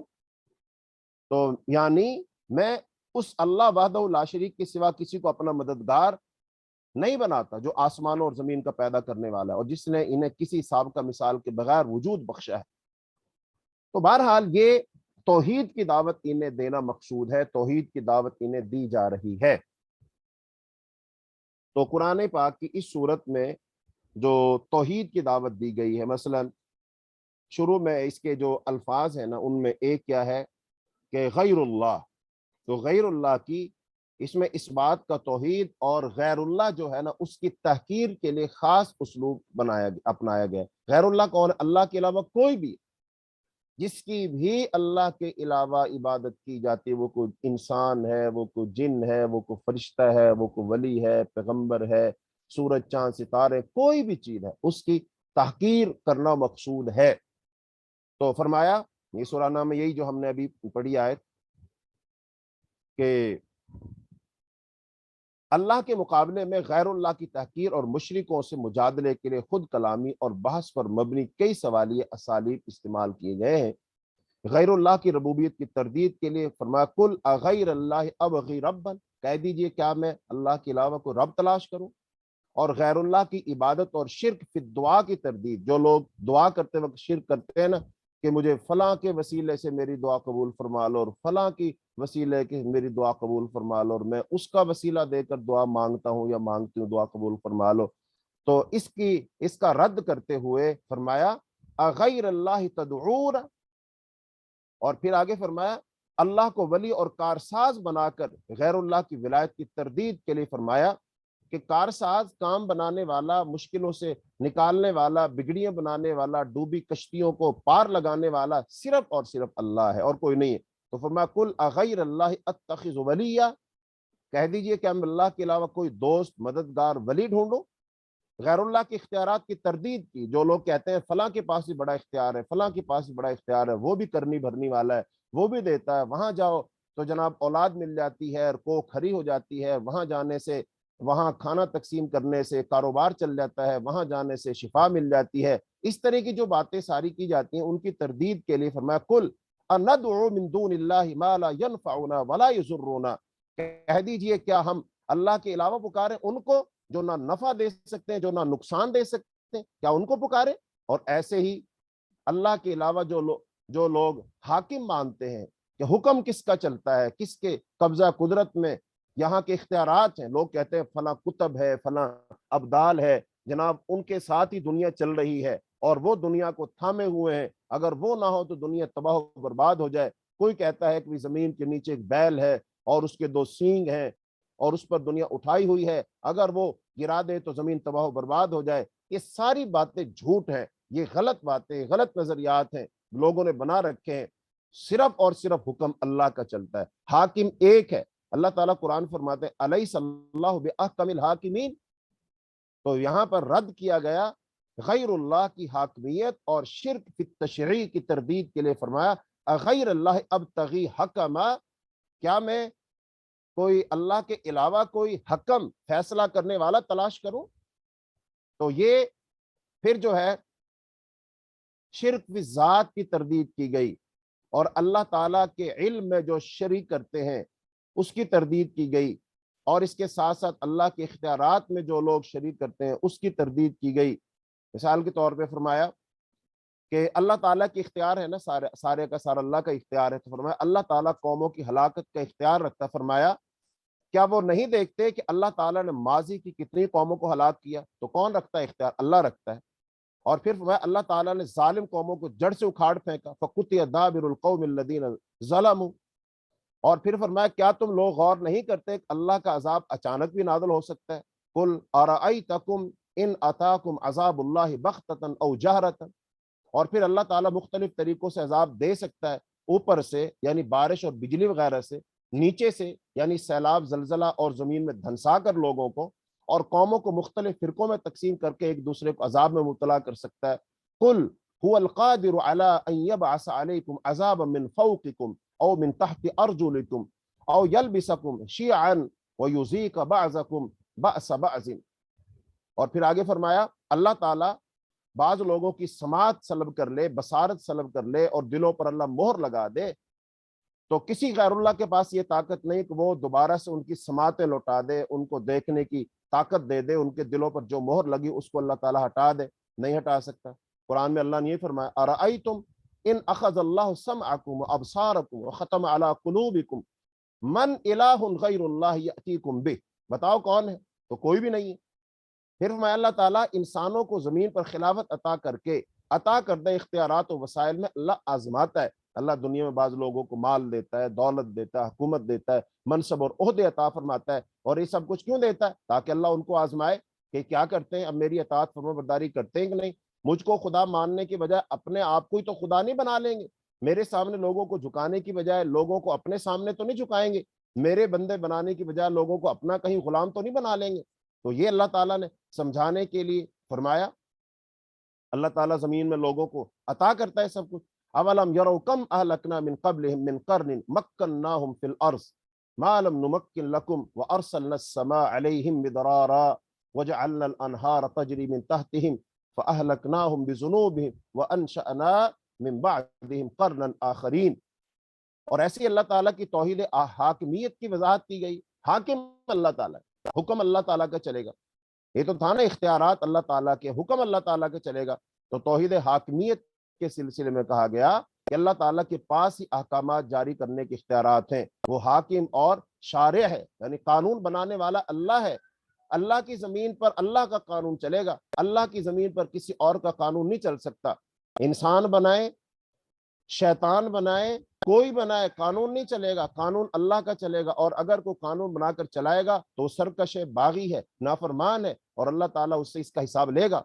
تو حکم صرف اللہ تعالیٰ ہے, وہ صحیح حکم دیتا ہے اور بہترین فیصلے کرتا ہے. قرآن میں اللہ نے فرمایا ان الحکم الا للہ یقص الحق وهو خیر الفاصلین. پھر فرمایا صرف اللہ تعالیٰ ہی برحق مولا ہے, اسی کا حکم چلے گا اور وہ حساب کرنے میں سب سے بہتر ہے. مولاہم الحق الا لہ الحکم وهو اسرع الحاسبین. اور پھر فرمایا اللہ تعالیٰ کے علاوہ کسی اور کو حکم نہیں بنایا جا سکتا, جبکہ اس نے مسلمانوں پر مفصل احکام نازل کر دیے. فرمایا افغیر اللہ ابتغی حکما وهو الذی انزل علیکم الکتاب مفصلا. اور پھر اللہ تعالیٰ ہی حلال و حرام کے اختیارات رکھتا ہے. اللہ کا نام لے کر ذبح کیے گئے جانور ہی کھائے جا سکتے ہیں, اور اللہ کے علاوہ کسی کا نام اگر کسی جانور پر لیا جائے گا تو اس کو نہیں کھایا جا سکتا. اللہ تعالیٰ فرمایا فَكُلُوا مِمَّا ذُكِرَ اسْمُ اللَّهِ عَلَيْهِ إِن كُنتُم بِآيَاتِهِ مُؤْمِنِينَ. اور فرمایا جس جانور پر اللہ کا نام نہ لیا جائے اسے کھانے سے روک دیا گیا اور اسے فسق یعنی نافرمانی قرار دیا گیا. فرمایا وَلَا تَأْكُلُوا مِمَّا لَمْ يُذْكَرِ اسْمُ اللَّهِ عَلَيْهِ وَإِنَّهُ لَفِسْقٌ. اور ایسی زرعی پیداوار پر زکوٰۃ ادا کر کے اس پیداوار کو اس پیداوار کو استعمال کرنے کی اجازت دی گئی, لیکن اسراف سے روک دیا گیا. کلو, فرمایا کلو من ثمرہ اذا اثمر واتوا حقہ یوم حصادہ ولا تسرفوا. اور ایسے ہی اللہ پاک نے حلال و حرام کی قواعد بتائے کہ اللہ کی وحی میں صرف مردار, بہتا خون, سور کے گوشت اور غیر اللہ کے نام پر ذبح کو حرام کیا گیا ہے. اور ایسی پھر اللہ تعالیٰ نے فرمایا کہ رسول اللہ صلی اللہ علیہ وسلم کو مشرکین مکہ کی جو خواہشات نفس پر مبنی خود ساختہ قواعد حلال و حرام جو ہے نا, وہ گواہی دینے سے منع کر دیا کہ الذین یشہدون ان اللہ حرم ھذا فإن شہدوا فلا تشہد معہم ولا تتبع اہواء. اور اللہ تعالیٰ نے شرک کو, والدین کی نافرمانی کو, اولاد کے قتل کو, ظاہر باطن کی فحاشی کو اور ناحق قتل کو حرام ٹھہرایا. حرم ربکم علیکم اللہ تشرکوا بہ شیئا وبالوالدین احسانا ولا تقتلوا اولادکم من املاق نحن نرزقکم وإیاہم ولا تقربوا الفواحش ما ظہر منها وما بطن ولا تقتلوا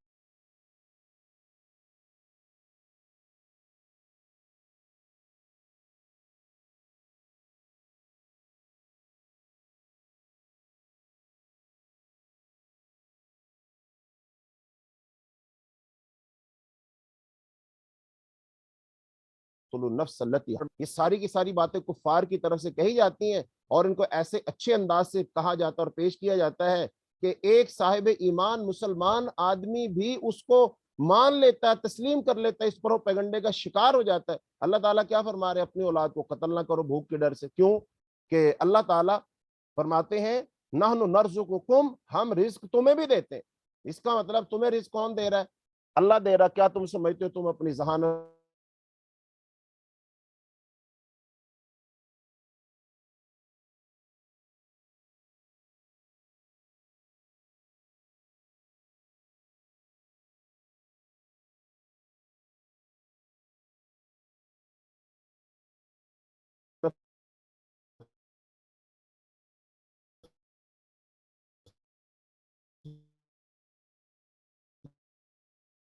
سے اپنی مہینے گزر جاتے ہیں, پھر فرشتہ آتا ہے, فرشتہ دیا تو جو اللہ رزق لکھوا رہا ہے کیا اللہ وہ رزق دے گا نہیں؟ اس کا مطلب بچہ بعد میں پیدا ہوتا ہے, اس کا رزق اللہ پاک پہلے لکھ دیتے ہیں. اور کیا اللہ پاک کے خزانے نہیں ہیں؟ اس کا مطلب یہ باتیں پھر کہاں سے آ گئی؟ ہمیں کون پڑھا رہا ہے, کون سمجھا رہا ہے؟ ہم ان غلط فہمی کے شکار کیوں ہیں؟ جبکہ نبی صلی اللہ علیہ وسلم نے ارشاد فرمایا تزوجوا الودود الولود, ایسی عورتوں سے شادیاں کرو جو اپنے خامد سے زیادہ محبت کرنے والیاں ہوں اور زیادہ بچے جننے والیاں ہوں. آپ نے فرمایا قیامت کے دن میں تمہاری کثرت تعداد کی وجہ سے میں فخر کروں گا کہ میری امت سب سے زیادہ ہوگی. اچھا امت زیادہ کیسے ہوگی؟ اس اصول پر چلیں گے جو کفار ہمیں پٹی پڑھا رہے ہیں کہ بھئی بچے تھوڑے ہوں, بچے دو ہی اچھے, کم بچے پیدا کرو. اور پھر بڑی بڑی دلیلیں دی آتی ہیں, دیکھو اللہ نے دو بچے کے لیے 2 سال دودھ پینے کی مدت مقرر کی ہے, لہذا 2 سال دودھ پینا تو اس کا حق ہے, لہذا 2 سال سے پہلے تو بچہ پیدا نہیں ہونا چاہیے, 3 سال سے پہلے بچہ پیدا نہیں ہونا چاہیے. پھر خاتون جو ہے, ظاہری بات ہے زچہ بچہ دونوں کی صحت کا مسئلہ ہے. ہاں یہ بات بالکل صحیح ہے, لیکن ذرا یہ بتاؤ مجھے, یہ انسانوں کے بنائے اصولوں سے صحت ملے گی, اللہ تعالیٰ کے احکامات پر عمل کریں گے تو صحت ملے گی؟ یہ بات سوال انسان اپنے آپ سے کرے نا ذرا. اور کیا پھر یہ باتیں نبی صلی اللہ علیہ وسلم کی ان کی سمجھ نہیں تھی؟ کیا صحابہ کرام کو اس کی سمجھ نہیں تھی؟ اب مثلا نبی صلی اللہ علیہ وسلم کی جو بیٹی ہے حضرت فاطمہ رضی اللہ تعالی عنہا, اچھا ان کی شادی کس سے؟ حضرت علی رضی اللہ تعالیٰ عنہ سے. اچھا اب دیکھیے, آپ صلی اللہ علیہ وسلم ان کے سرپرست ہیں. حضرت فاطمہ رضی اللہ تعالی عنہا انتہائی دانا, سمجھدار, عقل مند ترین خاتون ہے. اور پھر حضرت علی رضی اللہ تعالیٰ عشرہ مبشرہ ہیں, صاحب علم ہے. اچھا اب ان کے ہاں بچے کی ولادت ہوتی ہے, پہلا بیٹا پیدا ہو, نام رکھا حسن رضی اللہ عنہ. اچھا دوسرا بیٹا کب پیدا ہوتا ہے؟ کوئی بتائے, کوئی پوچھے, پڑھو کتابوں میں جا کر کہ حضرت حسن اور حسین رضی اللہ عنہما کہ ولادت میں کتنا وقفہ ہے, 1 سال, 2 سال, 3 سال, 5 سال, کتنا ہے؟ کیا ان کو نہیں پتا تھا دودھ کتنے سال پلانا ہے؟ کیا عورت کی صحت کمزور ہو جائے گی؟ کیا ان کو نہیں پتا تھا؟ اگر نہیں پتا تھا تو کوئی بات نہیں, رسول اللہ صلی اللہ علیہ وسلم بتا دیتے. اگر آپ صلی اللہ علیہ وسلم کو نہیں پتا تھا تو اللہ تعالیٰ احکام نازل فرماتے, چونکہ اللہ پاک کا طریقہ یہی ہے کہ آپ صلی اللہ علیہ وسلم سے کوئی سوال کیا جاتا تھا تو جس کا آپ کو علم ہوتا تھا بتا دیتے تھے, اور جس کا نہیں علم ہوتا تھا آپ خاموش ہو جاتے تھے. اور پھر آسمان سے وہی آتی تھی, پھر وہی آ جاتی, پھر آپ اس بندے کو بلا کر بتاتے بھئی اس بارے میں اللہ کا یہ حکم ہے. ایسے بیسیوں واقعات. تو اب رسول اللہ صلی اللہ علیہ وسلم موجود ہیں, آپ کی بیٹی فاطمہ ہے, حضرت علی رضی اللہ تعالیٰ عنہ ہیں. اب ذرا دونوں کی عمر وقفہ کتنا ہے؟ تو میری ماؤں, بہنوں, بیٹیوں سن لو, دھیان سے سن لو, یہ بات نوٹ کر لو. ان کی ولادت کا جو وقفہ ہے زیادہ سے زیادہ 1 سال ہے, وگرنہ 1 سال سے بھی کم ہے. یعنی حضرت حسن رضی اللہ تعالیٰ عنہ کی ولادت کے ٹھیک 1 سال یا 1 سال سے بھی کم وقت میں حضرت حسین رضی اللہ تعالیٰ کی ولادت ہو گئی. اچھا لگاؤ یہاں پر الزام لگاؤ, کہو کچھ, دنیا کا کوئی شخص کہے کچھ, کھولو زبان, یہاں پر کھولی جائے, بتایا جائے کہ ان کو شعور نہیں تھا, سمجھ نہیں تھی, دیکھو اتنی جلدی بچے کی ولادت نہیں ہونی چاہیے تھی, ماں اور بچہ اس کا جناب خیال رکھنا چاہیے تھا, بچے نے 2 سال دودھ پینا تھا. ہاں کہو, ذرا سبق پڑھاؤ, ہمت کرو, جرت کرو. کون ہے عقل مند یہاں پر آ کر جو بھاشن دے گا نبی صلی اللہ علیہ وسلم کے گھرانے کو, آپ کے اہل بیت کو, آپ کی بیٹی, آپ کے داماد کو. اور اس کے بعد حضرت علی رضی اللہ تعالیٰ عنہ جب تک حضرت فاطمہ زندہ رہی اس وقت تک تو آپ نے شادی نہیں کی, تو ان سے حضرت فاطمہ سے ان کی 4 اولادیں ہیں, یعنی 2 بیٹے 2 بیٹیاں. اچھا آگے چلو, پھر حضرت فاطمہ رضی اللہ تعالیٰ عنہ تو فوت ہو گئی, اس کے بعد حضرت علی رضی اللہ تعالیٰ اور شادیاں کی. پتہ ہے آپ کو ان کی کل اولاد تمام بیویوں سے کتنی تھی؟ ان کی 36 بیٹے بیٹیاں تھے, 36, 30 اور 6, 36. اچھا اب ذرا حساب لگائیے, کہاں رہتے ہیں حضرت علی رضی اللہ تعالیٰ مدینہ میں. اچھا مدینہ کے بعد کوفے میں چلے گئے. اچھا اب مدینہ میں ان کی دیکھی کتنی بڑی جائیداد تھی, کتنا بڑا کاروبار تھا ان کا, کتنے باغات تھے ان کے, اور عرب کی زمین کیسی ہے, وہاں پر کہاں سے اتنے لوگ کھائیں گے پیئیں گے, یہ ساری باتیں ان کے ذہن میں نہیں آئی. تو اس لیے اس شیطانی وسوسے کا شکار نہ ہو. یہ اللہ تعالیٰ نے مشرکین مکہ کو بات سمجھائی کہ وَلَا تَقْتُلُوا أَوْلَادَكُمْ مِنْ املاق, بھوک کے ڈر سے اپنے بچوں کو قتل نہ کرو, جیسے کہ وہ اپنی بیٹیوں کو زندہ درگور کر دیا کرتے تھے, بچوں کو قتل کر دیا کرتے تھے. تو لہذا یہ شیطان کی طرف سے ہے. آگے اللہ تعالیٰ نے جو توحید رحمت کی وضاحت کی ہے کہ اللہ تعالیٰ قیامت کے دن سب لوگوں کو جمع کرے گا اور پھر اپنی رحمت کا مظاہرہ کرے گا جسے اس نے اپنی ذات پر لازم کر لیا. فرمایا کتب علی نفسہ الرحمہ لیجمعنکم الی یوم القیامۃ لا ریب فیہ. پھر اس کے بعد اللہ تعالیٰ کی رحمت کا مطلب یہ ہے کہ روز قیامت انسان کو عذاب سے بچا لیا جائے. اسی کا نام کامیابی ہے, جیسا کہ ومن زحزح عن النار وادخل الجنۃ فقد فاز, اور یہاں فرمایا ومن یصرف عنہ یومئذ فقد رحمہ وذلک الفوز المبین. اللہ تعالیٰ نے رحمت کو اپنی ذات پر لازم کر لیا ہے. جو لوگ لا علمی کی وجہ سے غلط کام کر بیٹھے ہیں پھر اپنی اصلاح کر لیں تو اللہ مغفرت اور رحم فرمائے گا. کتب ربکم علی نفسہ الرحمہ انہ من عمل منکم سوءا بجہالۃ ثم تاب من بعدہ واصلح فانہ غفور رحیم. جو آدمی پھر توبہ کر لے گا اللہ معاف کر دے گا. اب توبہ کیسے کی جاتی؟ توبہ کا معنی ہوتا ہے اللہ کی طرف پلٹ آنا, اللہ کی طرف رجوع کر لینا, اللہ کی طرف رخ کر لینا. اور توبہ کی 5 شرطیں, 5 شرطیں پوری ہوں گی تو توبہ قبول ہوگی. شرط سمجھانے کے لیے میں ایک ہی مثال لے سکتا ہوں کہ نماز کے لیے وضو شرط ہے. اب کوئی شخص اگر وضو نہ کرے, وہ جتنی لمبی نماز پڑھے اس کی نماز نہیں ہوگی. ایسے ہی اگر توبہ کرنے والے کے اندر یہ 5 شرطیں نہیں ہوں گی تو اس کی توبہ قابل قبول نہیں ہوگی. وہ جتنا چاہے رو لے, جتنا چاہے آنسو بہا لے, جتنی لمبی لمبی دعائیں مانگ لے, وہ اعتکاف بیٹھ جائے, وہ مکہ مکرمہ چلا جائے, وہ خانہ کعبہ کا غلاف تھام لے, مسجد نبوی میں چلا جائے, اور وہ جو ہے نا جنت البقیع وہاں بیٹھ جائے, روضۃ من ریاض الجنہ میں بیٹھ جائے, کہیں بیٹھ کر دعا مانگ لے, توبہ کر لے, اس کی توبہ قبول نہیں ہوگی جب تک کہ اس میں 5 شرطیں نہیں ہوں گی. ان 5 شرطوں کو نوٹ کر لیجیے. نمبر 1, توبہ کرنے والا اس گناہ کو چھوڑ دے جس سے توبہ کر رہا ہے. نمبر 2, اس گناہ پر وہ شرمندہ ہو, ہاں میں نے جو کام کیا یہ غلط تھا, مجھے اس پر ندامت ہے, شرمندگی. تیسرا, اس گناہ کو دوبارہ کبھی نہ کرنے کا پختہ عزم کرے. 3 شرطیں. اور نمبر 4, اگر اس نے کسی کا حق دبا رکھا ہے, یعنی حقوق العباد سے تعلق ہے اس کا, تو اس بندے کا حق ادا کرے, پہلے حق ادا کرے.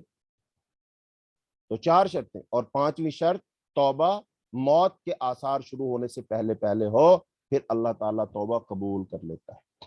اس کے بعد اللہ تعالیٰ وسیع رحمت والا ہے, لیکن روز قیامت عدل و انصاف کی خلاف ورزی نہیں ہوگی, مجرموں پر سے عذاب کو نہیں ٹالا جائے گا. یعنی اللہ تعالیٰ رحمت والا تو ہے, لیکن اللہ تعالیٰ انصاف کرنے والا بھی تو ہے نا. تو بتائیے کیا ایک آدمی راتوں کو اٹھ کے تہجد پڑھتا ہے اور ایک بندہ راتوں کو اٹھ کر کے ڈاکے ڈالتا ہے, کیا دونوں برابر ہو سکتے؟ ایک بندہ ساری زندگی فرما برداری کرتا ہے, ایک بندہ ساری زندگی سرکشی کرتا ہے, کیا دونوں کے ساتھ ایک جیسا سلوک ہو سکتا ہے؟ اللہ نے قرآن میں خود فرمایا افنجعل المسلمین کالمجرمین, کہ ہم فرما برداروں کو نافرمانوں جیسا بنا دیں گے؟ نہیں بنائیں گے. تو اللہ تعالیٰ رحیم و کریم ضرور ہے, لیکن اللہ تعالیٰ انصاف کرنے والا بھی ہے. تو اس لیے آگے فرمایا اس کی رحمت کا ایک ثبوت یہ بھی ہے کہ وہ نیکوں کا اجر 10 گنا زیادہ دیتا ہے. یعنی کوئی ایک نیک کام کرے 10 گنا دیتا ہے, اور بعض لوگوں کو 10 سے بھی 70 گنا دیتا ہے, بعض لوگوں کو 70 سے بھی 700 گنا دیتا ہے, بعض لوگوں کو اس سے بھی زیادہ دیتا ہے. انسان کو صاف بتایا گیا کہ اللہ تعالیٰ نے اسے زمین پر خلیفہ بنایا اور بعض کو بعض پر فضیلت دی ہے, تاکہ ما آتاکم, جو کچھ وسائل عطا کیے گئے ہیں صرف انہی میں سے انسان کو آزمایا جائے. آزمائش میں فیل ہونے والے کے لیے وہ سریع العقاب ہے, اور پاس ہونے والوں کے لیے غفور الرحیم ہے. اللہ نے فرمایا وَهُوَ الَّذِي جَعَلَكُمْ خَلَائِفَ الْأَرْضِ وَرَفَعَ بَعْضَكُمْ فَوْقَ بَعْضٍ دَرَجَاتٍ لِيَبْلُوَكُمْ فِي مَا آتَاكُمْ إِنَّ رَبَّكَ سَرِيعُ الْعِقَابِ وَإِنَّهُ لَغَفُورٌ رَحِيمٌ. اس کے بعد سورہ انعام میں بابرکت اور فیض رساں مبارک قرآن پاک پر ایمان لانے کی دعوت دی گئی. قرآن میں برکت ہے, ہدایت ہے, رحمت ہے, اس سے فیض حاصل کرو, اس سے ہدایت حاصل کرو, اپنی زندگی سنوارو اس سے. تو یہ دعوت دی گئی. فرمایا مشرکین مکہ سے مطالبہ کیا گیا کہ وہ بابرکت قرآن پر ایمان لائیں، اس کی پیروی کریں، اور اسی صورت میں ان پر رحم کیا جا سکتا ہے۔ فرمایا وَهَذَا كِتَابٌ أَنزَلْنَاهُ مُبَارَكًا، یہ ایک کتاب ہے جسے ہم نے نازل کیا، بڑی خیر و برکت اس میں۔ اور پھر فرمایا وَهَذَا كِتَابٌ أَنزَلْنَاهُ مُبَارَكٌ فَاتَّبِعُوهُ وَاتَّقُوا لَعَلَّكُمْ تُرْحَمُونَ، یہ کتاب ہے ہم نے نازل کی ہے، ایک بابرکت والی کتاب، یہ کتاب ہم نے نازل کی ایک برکت والی کتاب، لہذا تم اس کی پیروی کرو اور تقوی کی روش اختیار کرو، بعید نہیں کہ تم پر رحم کیا جائے۔ اور پھر سورہ انعام میں صراط مستقیم اور قرآن کی طرف دعوت دی گئی ہے۔ صراط مستقیم سیدھا راستہ، مشرکین مکہ کو بتایا گیا کہ رسول اللہ صلی اللہ علیہ وسلم ملت ابراہیم کی پیروی کر رہے ہیں، تمہارا دعویٰ بھی یہ ہے نا کہ ہم تو ملت ابراہیم پر ہیں، تو یہ ملت ابراہیم کی پیروی کر رہے ہیں۔ حضرت ابراہیم موحد تھے، مشرکوں میں سے نہیں تھے، تو اللہ پاک نے فرمایا قل اننی ہدانی ربی الی صراط مستقیم دینا قیما ملت ابراہیم حنیفا وما کان من المشرکین۔ اور پھر مشرکین مکہ کو دعوت دی گئی کہ وہ رسول اللہ کے سیدھے راستے کی پیروی کریں جو توحید اور نجات کا واحد راستہ ہے۔ فرمایا وَأَنَّ هَذَا صِرَاطِي مُسْتَقِيمًا فَاتَّبِعُوهُ وَلَا تَتَّبِعُوا السُّبُلَ فَتَفَرَّقَ بِكُمْ عَنْ سَبِيلِهِ، تو فرمایا یہ میرا سیدھا راستہ ہے، اس کی پیروی کرو اور زیادہ رستوں کی پیروی نہ کرو۔ نبی صلی اللہ علیہ وسلم نے ایک حدیث میں آتا ہے کہ آپ نے ایک دن، صحابہ کرام موجود تھے، ایک لمبی لائن کھینچی، اور لمبی لائن سیدھی کھینچ کے اس کے دائیں بائیں اور لائنیں کھینچی، اور پھر آپ نے فرمایا یہ جو ہے نا، پھر آپ نے یہ آیت پڑھی وَأَنَّ هَذَا صِرَاطِي مُسْتَقِيمٌ، یہ سیدھی لائن یہ صراط مستقیم ہے، اور اس کے دائیں بائیں جو یہ لائنیں ہیں نا، یہ اور راستے ہیں۔ عَلَىٰ كُلِّ وَاحِدٍ مِّنْهَا شَيْطَانٌ يَدْعُوهُ إِلَيْهِ، ان میں سے ہر رستے پر شیطان بیٹھا ہے اور وہ اس کی طرف بلا رہا ہے۔ اس کا مطلب صراط مستقیم پر رہنا اور شیطان کی طرف مت جانا، اس کی بات مت سننا۔ بڑے سارے لوگ کہیں گے کہ جب بندہ اسلام پر چلتا ہے نا، اسلام کے مطابق جینا مرنا، کاروبار، کھانا پینا، تہذیب، ثقافت، خوشی غمی، ملک، عدالت، نظام، معاشرت، معیشت، اور جناب اس کے ملک کے تمام جو شعبے ہیں وہ اسلام کے مطابق چلا رہا، قرآن کے مطابق چلا رہا۔ لوگ کہیں گے بھئی جی یہ تو بڑی سختی ہے، اس سے تو فلاں ناراض ہو جائے گا، فلاں ناراض ہو جائے گا، فلاں ناراض ہو جائے گا، پھر کیا کریں؟ کہتے ہیں ایسے کر لو، یہ پالیسی بناؤ، یہ بناؤ، یہ بناؤ، یہ بناؤ۔ تو ایسے لوگ پھر کیا کرتے؟ ایسے آدمی کو صراط مستقیم سے بھٹکاتے ہیں۔ تو سمجھ لیجئے جو بندہ آپ کو قرآن و حدیث سے دائیں بائیں کرنے کی کوشش کر رہا ہے نا، وہ وہی شیطان ہے جس کے بارے میں نبی صلی اللہ علیہ وسلم فرمایا ان تمام رستوں پر شیطان بیٹھے اور وہ اس کی طرف بلا رہے۔ بظاہر وہ انسان ہے لیکن دراصل وہ شیطان کا نمائندہ ہے، وہ شیطان کا پیروکار ہے، شیطان کی طرف دعوت دے رہا ہے۔ تو اس لیے آپ پہچان سکتے ہیں کوئی بندہ ہے وہ پگڑی والا، داڑھی والا، جبے والا، کبے والا، وہ کسی کنبے، قبیلے، خاندان، برادری، علاقے سے تعلق رکھتا، وہ کوئی بھی ہے، آپ پہچاننا چاہتے ہیں وہ صحیح ہے غلط ہے، وہ حق پر ہے باطل پر ہے، پہچاننا چاہتے ہیں؟ ہاں، تو پہچاننے کے لیے آپ کے پاس ایک چیز ہونی چاہیے کہ جب بھی وہ گفتگو کرے آپ اس کی گفتگو میں دیکھیں، وہ فرماتا ہے، وہ کہتا ہے کہ اللہ تعالیٰ نے یہ فرمایا، رسول اللہ صلی اللہ علیہ وسلم نے یہ فرمایا۔ جو بندہ اپنی گفتگو میں سب سے زیادہ یہ دو باتیں کہے، سمجھ لیجئے وہ صحیح ہے۔ اور جو بندہ 1 گھنٹے کی گفتگو کر دے، 1 گھنٹے کی تقریر کر کے سنا دے، لیکن وہ یہ کہے نہ کہ اللہ تعالیٰ یہ فرماتے ہیں، نبی صلی اللہ علیہ وسلم نے یہ فرمایا، وہ ادھر کی بات، ادھر کی بات، اس کی بات، اس کی بات، اس کی بات سنا کر کے اپنی بات ختم کرتا ہے۔ تو اس کا مطلب یہ کوئی کلی قاعدہ تو میں نہیں بتا رہا ہوں، لیکن آپ اس سے اکثر و بیشتر جج کر سکتے ہیں کون قرآن کی طرف بلا رہا ہے، چونکہ قرآن کی طرف بلانے کی دعوت ہے نا۔ نبی صلی اللہ علیہ وسلم نے تو یہ فرمایا وَأَنَّ هَذَا صِرَاطِي مُسْتَقِيمًا فَاتَّبِعُوهُ وَلَا تَتَّبِعُوا السُّبُلَ، کہ میرے رستے کی پیروی کرنا جو ایک ہے وہ دو نہیں ہے، اور جو شیطان کے رستے ہیں وہاں سے کہا گیا سبل، سبل کا معنی ہوتا ہے راستے، یعنی کہ صراط مستقیم ہے ایک ہے اور اس کے مقابلہ میں راستے بہت زیادہ ہیں۔ تو اس لیے نبی صلی اللہ علیہ وسلم نے مشرکین مکہ کو دعوت دی کہ سیدھا راستہ یہ ہے، تو لہذا اس پر آ جاؤ، یہ توحید کا راستہ ہے، نجات کا واحد راستہ ہے۔ اور پھر توحید خالقیت اور ربوبیت، یعنی اللہ تعالیٰ ہی خالق ہے، اللہ تعالیٰ ہی رب ہے، اللہ تعالیٰ ہی بنانے والا ہے، اللہ تعالیٰ ہی انسان کی تمام ضروریات کو پورا کرنے والا ہے۔ یہ بات مشرکین مکہ کو سمجھائی رسول اللہ صلی اللہ علیہ وسلم نے۔ یہ توحید الوہیت اور توحید عبودیت کو ثابت کرنے کے لیے خالقیت اور ربوبیت سے استدلال کیا گیا۔ صرف اور صرف اللہ خالق اور اپنے رب کی عبادت کا حکم دیا گیا جس کے علاوہ کوئی الہ نہیں. فرمایا ذالکم اللہ ربکم لا الہ الا ہو خالق کل شیء فاعبدوہ وہو علی کل شیء وکیل. رسول اللہ صلی اللہ علیہ وسلم کو وحی کی پیروی کرنے، صرف اور صرف اللہ کو الہ تسلیم کر لینے اور مشرکین سے اعراض کرنے کا حکم دیا گیا. فرمایا اتبع ما اوحی الیک من ربک لا الہ الا ہو واعرض عن المشرکین. فرمایا اے نبی تو پیروی کر کس چیز کی؟ اس چیز کی جو تیری طرف وحی کی گئی.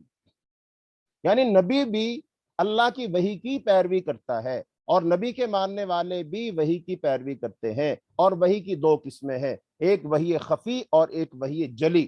یعنی ایک واضح وحی، اور وہ جو واضح وحی ہے وہ کیا؟ قرآن پاک ہے. اور وحی خفی وہ کیا ہے؟ وہ نبی صلی اللہ علیہ وسلم کی حدیث ہے. اس کا مطلب وحی کی پیروی کرنے کا حکم دیا گیا تو قرآن کی پیروی کرو اور حدیث کی پیروی کرو، انشاءاللہ نجات پا جاؤ گے. اب اس کے بعد اس صورت میں اب اگر ہم پھر اس کے مضامین کا جائزہ لیں تو پہلے اللہ کا تعارف ہے کہ وہ خالق ارض و سما ہے اور انسان کو مقررہ وقت تک اس زمین پر رکھے گا، مکمل علم رکھتا ہے. پھر مشرکین مکہ کے خلاف فرد جرم ہے. اس میں آیت کر دی ہے کہ مشرکین مکہ مخلوق کو خالق کے برابر سمجھتے ہیں، شک میں مبتلا ہے، ہر محکم دلیل کے باوجود اعراض اور اجتناب کا رویہ اختیار کرتے ہیں، حق کو جھٹلا کر اس کا مذاق اڑاتے ہیں اور قرآن کو کھلا جادو کہتے ہیں. رسول اللہ صلی اللہ علیہ وسلم پر اعتراض کرتے ہیں کہ ان کے ساتھ فرشتے کیوں نہیں اتارے گئے، یہ منکر آخرت ہیں، انہیں قیامت کے دن اللہ تعالیٰ جمع کرے گا. ضدی اور ہٹ دھرم ہے، کسی دلیل پر غور نہیں کرتے، قرآن کو پچھلے لوگوں کی کہانیاں کہہ کر ٹال دیتے ہیں اور روز قیامت نادم و شرمسار ہوں گے. یہ منکرین آخرت ہیں، صرف دنیا کی زندگی کو تسلیم کرتے ہیں، حصی معجزات کا مطالبہ کرتے ہیں. حصی معجزات وہ ہوتے ہیں جن کو ہم دیکھ سکیں، اور اللہ تعالیٰ کی قدرت، طاقت، ولایت اور اختیار کو ثابت کیا گیا کہ وہی نفع اور نقصان کا مالک ہے. اللہ تعالیٰ کے ذریعے انہیں خبردار کیا جا رہا ہے، انہیں اس قرآن کے ذریعے سے خبردار کیا جا رہا ہے. اور مشرکین مکہ کے سامنے توحید کے آفاقی دلائل رکھے گئے. اور پھر یعنی آفاقی دلائل سے مراد کیا؟ جو جہان ہے نا، سورج، چاند، ستارے، ان کے دلائل. اور انفسی دلائل کیا ہے؟ انسان کے اپنے نفس میں اللہ نے بہت ساری نشانی رکھی ہیں. اللہ تعالیٰ فرماتے ہیں نا کہ اللہ تعالیٰ نے اس کائنات میں اور تمہارے نفس میں بہت ساری نشانی رکھی ہیں. تو انسان عذاب کے موقع پر غیر اللہ کو بھول جاتا ہے اور اللہ ہی کو پکارتا ہے. اور مشرکین مکہ جب کسی سمندر میں سفر کرتے تھے، کشتی میں بیٹھتے تھے اور طوفان آ جاتا تھا، کشتی ہچکولے کھاتی تھی، وہاں پر صرف اور صرف دعوا اللہ مخلصین لہ الدین، صرف اور صرف اللہ کو خالص ہو کر پکارتے تھے. تو جو بھائی جو تمہیں اس بھنور سے باہر نکالنا ہے تو اس کا مطلب خشکیوں پر بھی تمہاری دعائیں وہی سنتا ہے. تو پھر فرمایا کہ تاریخی دلائل رکھے گئے کہ سخت دل قوموں کو پہلے دکھ کے امتحان میں مبتلا کیا جاتا ہے، پھر سکھ کے امتحان میں، اور بالآخر انہیں ہلاک کر دیا جاتا ہے اور ظالم قومیں ہلاک کر دی جاتی ہیں. پھر اس کے بعد منصب رسالت کی وضاحت کر کے اللہ اور رسول اللہ صلی اللہ علیہ وسلم کی صفات کا فرق واضح کیا گیا. اللہ یہ ہے، رسول یہ ہے. بعض لوگ اللہ اور رسول کی صفات کو وہ گڈمڈ کر دیتے ہیں. تو پھر فرمایا گیا اللہ تعالیٰ کی طرف سے تمام رسول لوگوں کو خوشخبری دینے کے لیے اور خبردار کرنے کے لیے بھیجے جاتے ہیں. ان کے پاس خزانے بھی نہیں ہوتے، وہ غیب کا مکمل علم بھی نہیں ہوتا، بلکہ وہ صرف اور صرف اللہ کی وحی کی پیروی کرتے ہیں. رسول اللہ صلی اللہ علیہ وسلم کو حکم دیا گیا کہ صبح و شام اللہ تعالیٰ خوشنودی حاصل کرنے، صحابہ کرام کا ساتھ نہ چھوڑے، انہی کے ساتھ رہیں. نبی صلی اللہ علیہ وسلم کو من دون اللہ کی عبادت سے روک دیا گیا. رسول اللہ صلی اللہ علیہ وسلم کے پاس قوموں کو عذاب دینے کے اختیار نہیں ہوتا، بلکہ یہ اللہ کا اختیار ہے. اگر یہ اختیار ہوتا تو ان کا فیصلہ کب کا چکا کر دیا گیا ہوتا. غیب کے خزانوں کی چابیاں بھی نبی کے پاس نہیں ہیں، بلکہ ان کا علم صرف اللہ کے پاس ہے. اللہ ہی موت دیتا ہے. رسول اللہ صلی اللہ علیہ وسلم کو ان ضدی لوگوں سے اعراض کرنے کی ہدایت کی گئی جو دنیا کے لہو و لعب میں مبتلا ہے، ان کا ٹھکانہ دوزخ ہے. پھر نبی صلی اللہ علیہ وسلم من دون اللہ سے دعا بھی نہیں کر سکتا. تو جو نفع نقصان کے اختیار نہیں رکھتے، نبیوں کو مطیع ہو جانے، نماز قائم کرنے اور اللہ کا تقوی اختیار کرنے کا حکم دیا گیا ہے. قل ان صلاتي ونسكي ومحياي ومماتي لله رب العالمین. اور حکیم و خبیر اور با اختیار خدا قیامت کو برپا کر کے رہے گا. اب اس میں اللہ تعالیٰ کی صفات میں سے ایک صفت کا تذکرہ کیا گیا کہ بتائیے غیب کس کے پاس ہے؟ جبکہ غیب صرف اور صرف اللہ کے پاس، اللہ کے سوا کوئی غیب نہیں جانتا. اور اللہ تعالیٰ نے خود قرآن پاک میں یہ نبی صلی اللہ علیہ وسلم سے فرمایا، آیت نمبر 59 میں فرمایا کہ کہہ دیجئے کہ میں غیب نہیں جانتا، میرے پاس خزانے نہیں ہیں، میں فرشتہ نہیں ہوں۔ لیکن آج مسلمان نبی صلی اللہ علیہ وسلم کے بارے میں 3 باتیں ہی کہتے ہیں۔ کہتے ہیں نبی صلی اللہ علیہ وسلم کے پاس خزانے بھی، آپ جس کو جو چاہے بخش سکتے ہیں۔ پھر لوگ یہ بھی کہتے ہیں نبی صلی اللہ علیہ وسلم عالم الغیب ہے، ما کان اور ما یکون، جو ہو چکا اور جو ہوگا آپ صلی اللہ علیہ وسلم اس کے بارے میں سب جانتے ہیں۔ جبکہ اللہ پاک فرما رہے ہیں آپ ان سے کہہ دیجئے میرے پاس خزانے نہیں ہیں، میں فرشتہ نہیں ہوں، میں غیب نہیں جانتا، بتائیے اب تمہاری بات سچی ہے اللہ کی۔ اور یہ سورہ اعراف پڑھ لیجئے، سورہ نام آیت نمبر جو 59 ہے، اس کے اندر اللہ پاک نے بات ارشاد فرمائی ہے۔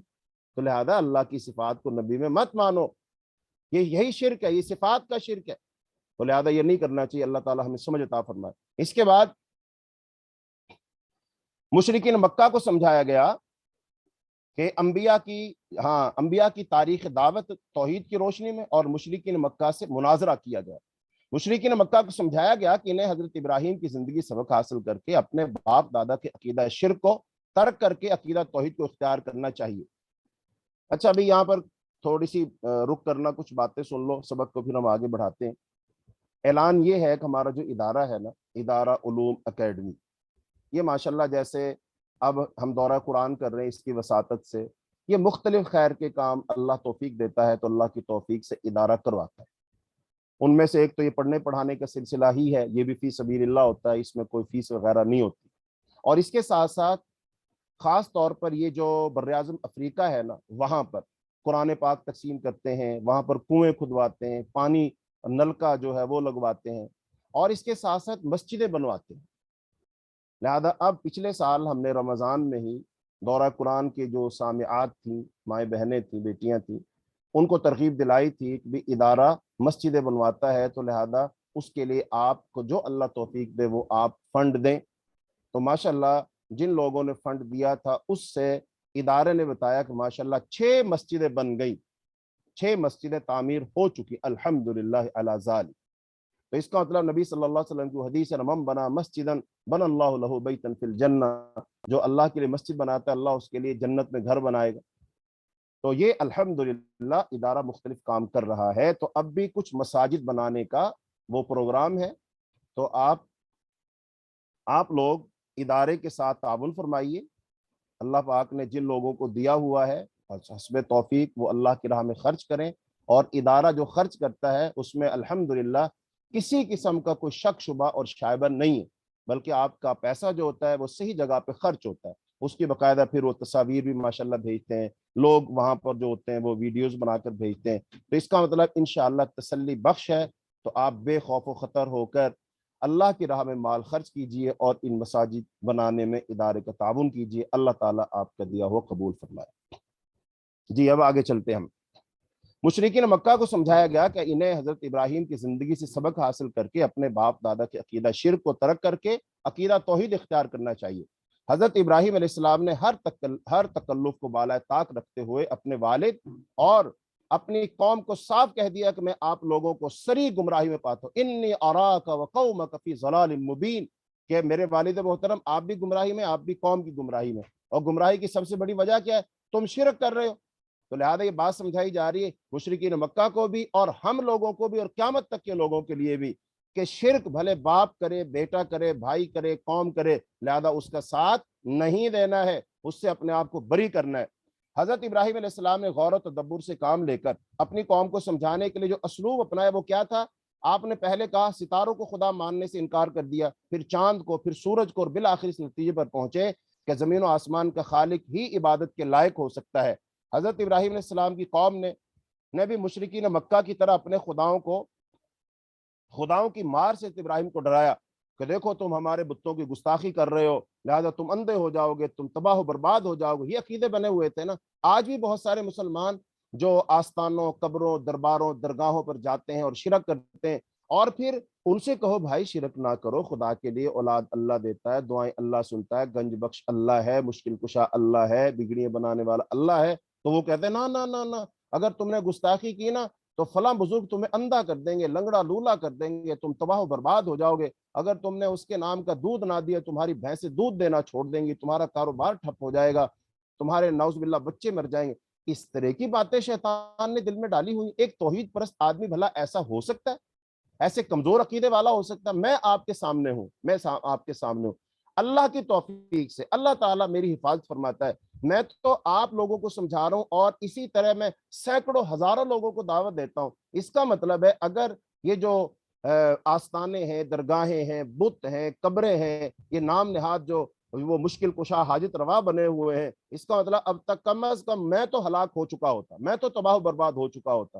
الحمدللہ الحمدللہ الحمدللہ علی ذالک، اللہ ہماری حفاظت فرماتا اور کوئی کچھ نہیں کر سکتا، چونکہ کسی کے پاس کوئی اختیار ہے ہی نہیں، نفع نقصان کا مالک ہے ہی اللہ۔ یہ ہمارا عقیدہ ہے، 100% ہمارا عقیدہ ہے۔ اس کا مطلب ایک مسلمان کا، صاحب ایمان کا عقیدہ یہی ہوتا ہے، وہ کسی سے نہیں ڈرتا، وہ کسی سے خوف نہیں کھاتا۔ ہم نماز میں بار بار ہی کہتے ہیں ایاک نعبد و ایاک نستعین، اے اللہ ہم تیری ہی عبادت کرتے ہیں، اللہ ہم تجھ ہی سے مدد مانگتے ہیں، لیکن ہم نماز میں یہ کہہ کر جاتے ہیں اور باہر جا کر ہم کسی درگاہ پر جھکے ہوتے ہیں۔ تو یہ آیت کہاں گئی کہ اللہ ہم تجھ ہی سے مدد مانگتے ہیں؟ کوئی کہہ سکتا ہے کہ تم تو اس سے مدد مانگتے ہو، اس سے مانگتے ہو، اس سے مانگتے ہو، اور مدد مانگنے سے مراد کیا ہوتا ہے؟ وہ چیزیں جو انسان کے اختیار اور بس میں نہیں ہوتی، ان چیزوں کا مانگنا مراد ہوتا ہے۔ کہیں کوئی بندہ یہ نہ سمجھ لے، بندہ اپنے گھر جا کر اپنی بیوی سے کہے مجھے ایک گلاس پانی لا دو، بیوی کہے تم تو نعوذ باللہ شرک کر رہے ہو، اس سے کہو مجھے کھانا دے تو کہے تم تو شرک کر رہے ہو، تم بھی چیزیں مانگتے۔ نہیں بھائی، اس سے مراد یہ نہیں ہوتا، اس سے مراد یہ ہوتا ہے جو چیزیں انسان کے اختیار اور بس میں نہیں ہوتی وہ اس سے مانگنا۔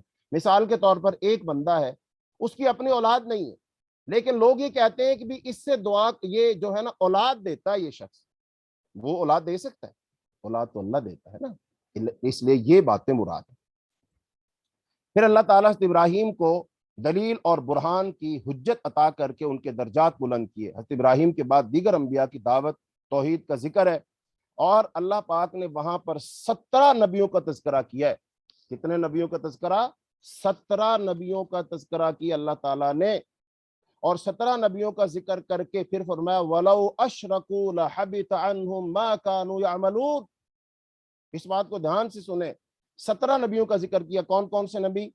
حضرت اسحاق، یعقوب، نوح، داؤد، سلیمان، ایوب، یوسف، موسیٰ، ہارون، زکریا، یحییٰ، عیسیٰ، الیاس، اسماعیل، یسع، یونس اور لوط علیہم السلام۔ ان سارے نبیوں کا تذکرہ کر کے اللہ پاک نے فرمایا اگر یہ شرک کر لیتے تو پھر کیا ہوتا؟ تو اللہ تعالیٰ ان کے اعمال بھی برباد کر دیتے۔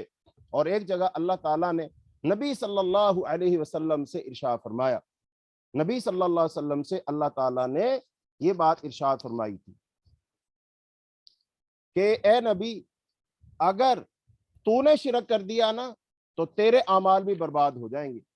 فرمایا اللہ تعالیٰ نے لو اشرکوا لحبط عنہم ما كانوا يعملون، اگر وہ شرک کرتے تو جو عمل وہ کرتے تو سب ضائع ہو جاتے۔ شرک کی سنگینی آپ اندازہ لگائیے۔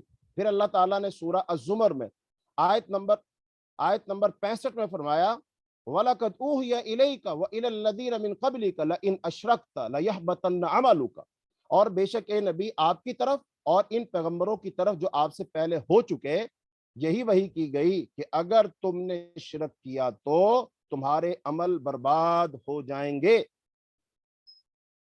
ہاں جی، تو اس کا مطلب شرک ایسا گناہ ہے، ایسا کبھی گناہ ہے کہ جس کی معافی نہیں ہے، اور جو کوئی بھی کر لے اس کے اعمال برباد ہو جاتے ہیں، اس کے اعمال تباہ و برباد ہو جاتے ہیں۔ اس کے بعد اللہ تعالیٰ نے ذکر کیا ہے ان لوگوں کا جو کفار نہیں نہ مانتے تھے آپ کی بات کو، فرمایا وَلَوْ تَرَىٰ إِذِ الظَّالِمُونَ فِي غَمَرَاتِ الْمَوْتِ وَالْمَلَائِكَةُ بَاسِطُو أَيْدِيهِمْ أَخْرِجُوا أَنفُسَكُمُ الْيَوْمَ تُجْزَوْنَ عَذَابَ الْهُونِ بِمَا كُنتُمْ يَقُولُونَ عَلَى اللَّهِ۔ تو فرمایا کہ آپ اگر دیکھیں ان ظالموں کو جب ان کی موت آتی ہے اور موت کی سختیوں میں جب ڈبکیاں لگا رہے ہوتے ہیں، فرشتے اپنے ہاتھ پھیلائے کھڑے ہوتے ہیں، جسے کہتے ہیں اخرجوا انفسکم، نکالو اپنی جانیں آج ہمارے حوالے کرو، تو پھر تو دیکھے گا وہ انہیں دردناک عذاب دیتے۔ کیوں؟ جو یہ اللہ پر بغیر حق کہا کرتے تھے، یہ کہتے تھے نا اللہ پر جھوٹ مانتے تھے، اللہ کے ساتھ شرک کیا کرتے، اس کی وجہ سے انہیں عذاب دیا جائے گا۔ تو ایسے ہی اللہ رب العالمین نے اس صورت کے اندر فرمایا کہ شرک بالتشریع، یہ جو تھے نا اللہ تعالیٰ کے حکموں میں شرک کرتے تھے، اس کا اللہ پاک نے ذکر کیا۔ مشرکین پر فرد جرم عائد کی گئی کہ یہ مویشیوں اور کھیتیوں میں اللہ کے علاوہ غیر اللہ اور شرکاء کے حصے مقرر کیا کرتے تھے، اور اولاد کے قتل کے مرتکب ہوتے تھے، اور بعض کھیتیوں اور جانوروں کے حلال و حرام کے سلسلے من گھڑت قوانین کے پیروکار تھے، اور اللہ پر جھوٹ باندھ کر اللہ کے رزق کو علم کے بغیر سے حرام ٹھہراتے تھے، اور اس طرح اللہ تعالیٰ کو وہ قانون بنانے والا تسلیم کرنے کی بجائے یہ خود قانون بنانے والے بن گئے، اور مسلمانوں کو ہدایت دی گئی کہ وہ اللہ کی نعمتوں کو یاد رکھیں، کھیتی کٹنے پر پیداوار کی زکوٰۃ ادا کریں، اسراف سے بچیں اور اللہ کے رزق کو استعمال کریں، لیکن شیطان کی پیروی نہ کریں۔ تو یہی بات ہمارے اندر بھی شرک پایا جاتا ہے۔ بہت سارے لوگ ہیں جو کہتے ہیں کہ یہ تو ہماری کھیتی، یہ جناب جانور، یہ گائے، یہ بیل، یہ بکرا اور یہ مرغا، یہ فلاں کے نام کا، یہ فلاں کے نام چھوڑا ہوا، اور اس کو ہم وہاں لے جا کر ہی ذبح کریں گے اور وہاں چڑھاوا چڑھا کر آئیں گے۔ یہی بات تو مشرکین کہتے تھے، تو یہی بات ہمارے اندر پائی جاتی ہے، تو لہذا اس شرک کو پہچانا جائے۔ اور ایسے ہی فرمایا گیا انعام کا ذکر کر کے، چوپایوں کا ذکر کر بتایا گیا کہ اللہ نے ان میں سے کوئی چیز بھی حرام نہیں کی، صرف مردار، بہتا ہوا خون، سور کا گوشت، اللہ کے نام کے بغیر ذبح کیے گئے جانور ہی حرام کیے گئے۔ حلال و حرام کے قوانین اللہ کی رحمت کی دلیل ہے، وہ وسیع رحمت والا ہے، لیکن مجرموں سے عذاب نہیں ہٹایا جائے گا جو ظن سے کام لیتے ہیں، اندازے لگاتے ہیں اور پھر حلال و حرام کے قوانین بنا رہے، اللہ کی آیات کا انکار کر رہے ہیں، آخرت پر ایمان نہیں رکھتے اور دوسری ہستیوں کو اللہ کے برابر قرار دیتے ہیں۔ مسلمانوں کو ہدایت دی گئی کہ وہ شرک سے بچیں، والدین کے ساتھ حسن سلوک کریں، قتل اولاد اور ظاہر و باطن کی فحاشی سے بچیں، قتل نفس اور یتیموں کا مال کھانے سے پرہیز کریں، ٹھیک ٹھیک تولے گفتگو میں بھی عدل ملحوظ رکھیں اور اللہ کے عہد کو پورا کریں۔ یہی صراط مستقیم اور اسی پر چلیں۔ انہی بنیادی باتوں کی تورات میں بھی تعلیم دی گئی تھی، یعنی اس سے پہلے تورات جو مکے والے تھے نا، جو مشرکین مکہ تھے، یہ یہودیوں کو بڑا سمجھتے تھے اور ان کے پاس جاتے تھے اور کہتے تھے یہ کتاب ان کے پاس ہے، پڑھے لکھے لوگ ہیں، تو ان کو بتایا جا رہا ہے جو باتیں تمہیں کہی جا رہی ہیں یہی باتیں یہودیوں کو بھی کہی گئی تھی، لہذا یہ باتیں تو ساری کی ساری کامن باتیں۔ اور اس کے بعد آخر میں یہ کہا گیا کہ قرآن اور رسول اللہ صلی اللہ علیہ وسلم کی صورت میں آخری ہدایت آ چکی ہے، اب اس کی پیروی کرنے پر ہی ان پر رحم کیا جائے گا۔ دین ابراہیم میں تفرقہ پیدا کرنے والوں سے رسول اللہ صلی اللہ علیہ وسلم کا کوئی تعلق نہیں ہے، یہ ملت ابراہیم کی اساس پر سیدھا دین ہے اور صراط مستقیم ہے۔ حضرت ابراہیم مشرک نہیں تھے۔ نماز ہو یا قربانی، زندگی ہو یا موت، سب کچھ اللہ ہی کے لیے ہونا چاہیے، شرک سے بچ کر اللہ تعالیٰ کی بندگی اختیار کرنی چاہیے۔ روز قیامت دوسرے بوجھ نہیں اٹھائیں گے، اس لیے انسان کو خود اپنے اعمال کی فکر کرنی چاہیے۔ آخر میں یہ بتایا گیا کہ انسان کو خلیفہ بنا کر بعض کو بعض پر فضیلت دی گئی تاکہ لِیَبْلُوَکُمْ فِیمَا آتَاکُمْ، یعنی جو کچھ عطا کیا گیا اس میں آزمائش اور امتحان لیا جائے۔ اللہ تعالیٰ سریع العقاب بھی ہے اور غفور الرحیم بھی ہے۔ تو سورت کا خلاصہ ایک دفعہ پھر کیا نکلا کہ بنی اسماعیل میں ملت ابراہیم اور عقیدہ توحید کے سچے وارث مشرکین مکہ نہیں ہیں۔ ان کو کہا جا رہا ہے تمہارا دعویٰ یہ ہے لیکن تم مشرکین، تم ابراہیم علیہ السلام کے سچے پیروکار نہیں ہو، بلکہ حضرت ابراہیم علیہ السلام کے سچے پیروکار حضرت محمد صلی اللہ علیہ وسلم ہیں۔ تو مشرکین مکہ سے مباحثہ اور مجادلہ کرتے ہوئے شرک کی مختلف قسموں پر تنقید کے بعد توحید کی قسمیں اور توحید کے تقاضے بیان کر دیے، اور قریش کو اللہ کی حاکمیت کے بارے میں صاف صاف بتا دیا گیا کہ حلال و حرام صرف اللہ تعالیٰ کا حق ہے، اور اسی بارے میں قریش کی بدعات اور وہ ساری کی ساری چیزیں جو ہیں وہ خود ساختہ ہیں، انہوں نے بنائی ہیں، اس کا دین سے کوئی تعلق نہیں ہے۔ تو اب یہ ساری باتیں مشرکین مکہ سمجھ لیں، اور ساری دنیا کے لوگ مشرکین کہیں بھی وہ سمجھ لیں، وہ اس دور کے ہوں، آج کے دور کے ہوں، اس کے بعد کے ہوں، ان سب کو یہ دعوت ہے، اور پھر بالخصوص مسلمانوں کو یہ دعوت دی جا رہی ہے کہ اللہ تعالیٰ کی توحید کو اپناؤ اور اللہ تعالیٰ کے ساتھ شرک نہ کرو۔ چونکہ ایک حدیث پر بات کو ختم کریں گے، نبی صلی اللہ علیہ وسلم نے ارشاد فرمایا اگر کوئی شخص گناہ کرتا ہے اور گناہ کر کر کے وہ اتنے گناہ کرتا ہے کہ اس کے گناہوں کا ڈھیر وہ زمین کو بھر دے، اور زمین بھر کر آہستہ آہستہ بلند ہوتے ہوتے اس کا ڈھیر آسمانوں تک پہنچ جائے، اتنے گناہ اس کے، لیکن اگر اس نے شرک نہ کیا ہوا تو اللہ تعالیٰ اس کو معاف فرما دے گا۔ اور اگر اس شخص نے اتنی نیکیاں کی ہوں جتنے کے گناہ تھے، نیکیاں کر کر کے اس نے زمین سے لے کر آسمان کے سارے خلا کو بھر دیا، لیکن اس نے ایک گناہ کیا، صرف اور صرف ایک گناہ، اور وہ گناہ تھا شرک، تو اس کی وہ ایک جو گناہ شرک کا ہے نا، ان ساری نیکیوں کو وہ ختم کر دے گا، ملیا میٹ کر دے گا، تباہ کر دے گا، اور یہ شخص ہمیشہ ہمیشہ کے لیے جہنم میں چلا جائے گا۔ تو لہذا بعض لوگ اب سوال کرتے ہیں جی جس بندے نے شرک کیا اور بعد میں توبہ کر لی کیا وہ بھی نہیں بخشا جائے گا؟ نہیں، وہ بخشا جائے گا۔ جس نے مرنے سے پہلے شرک سے توبہ کر لی وہ بخشا جائے گا۔ تو اللہ تعالیٰ سے دعا ہے اللہ تعالیٰ ہمیں عقیدہ توحید عطا فرمائے، اللہ تعالیٰ اپنی صحیح معرفت عطا فرمائے، اللہ تعالیٰ ہمیں رسول اللہ صلی اللہ علیہ وسلم کی ملت پر اور حضرت ابراہیم علیہ السلام کی ملت پر قائم و دائم رکھے، اور اللہ پاک جب تک زندہ رکھے دین پر، ایمان پر، اسلام پر، اور جب اللہ موت دے ایمان والی، اسلام والی، کلمے والی، نبی صلی اللہ علیہ وسلم کی اطاعت، محبت اور فرما برداری والی موت نصیب فرمائے، اور اللہ تعالی ہمارے قرآن پڑھنا پڑھانا اپنی بارگاہ میں قبول فرمائے۔ اللہ تعالیٰ آپ تمام ماؤں کو، بہنوں کو، بیٹیوں کو قرآن پڑھنے کی وجہ سے اللہ تعالیٰ اپنی رحمت، اپنی برکت اور فضیلت اور بخشش اللہ تعالیٰ عطا فرمائے، اور اللہ تعالیٰ آپ سب کو جزائے خیر دے جو باقاعدگی کے ساتھ کلاس میں آ رہے ہیں۔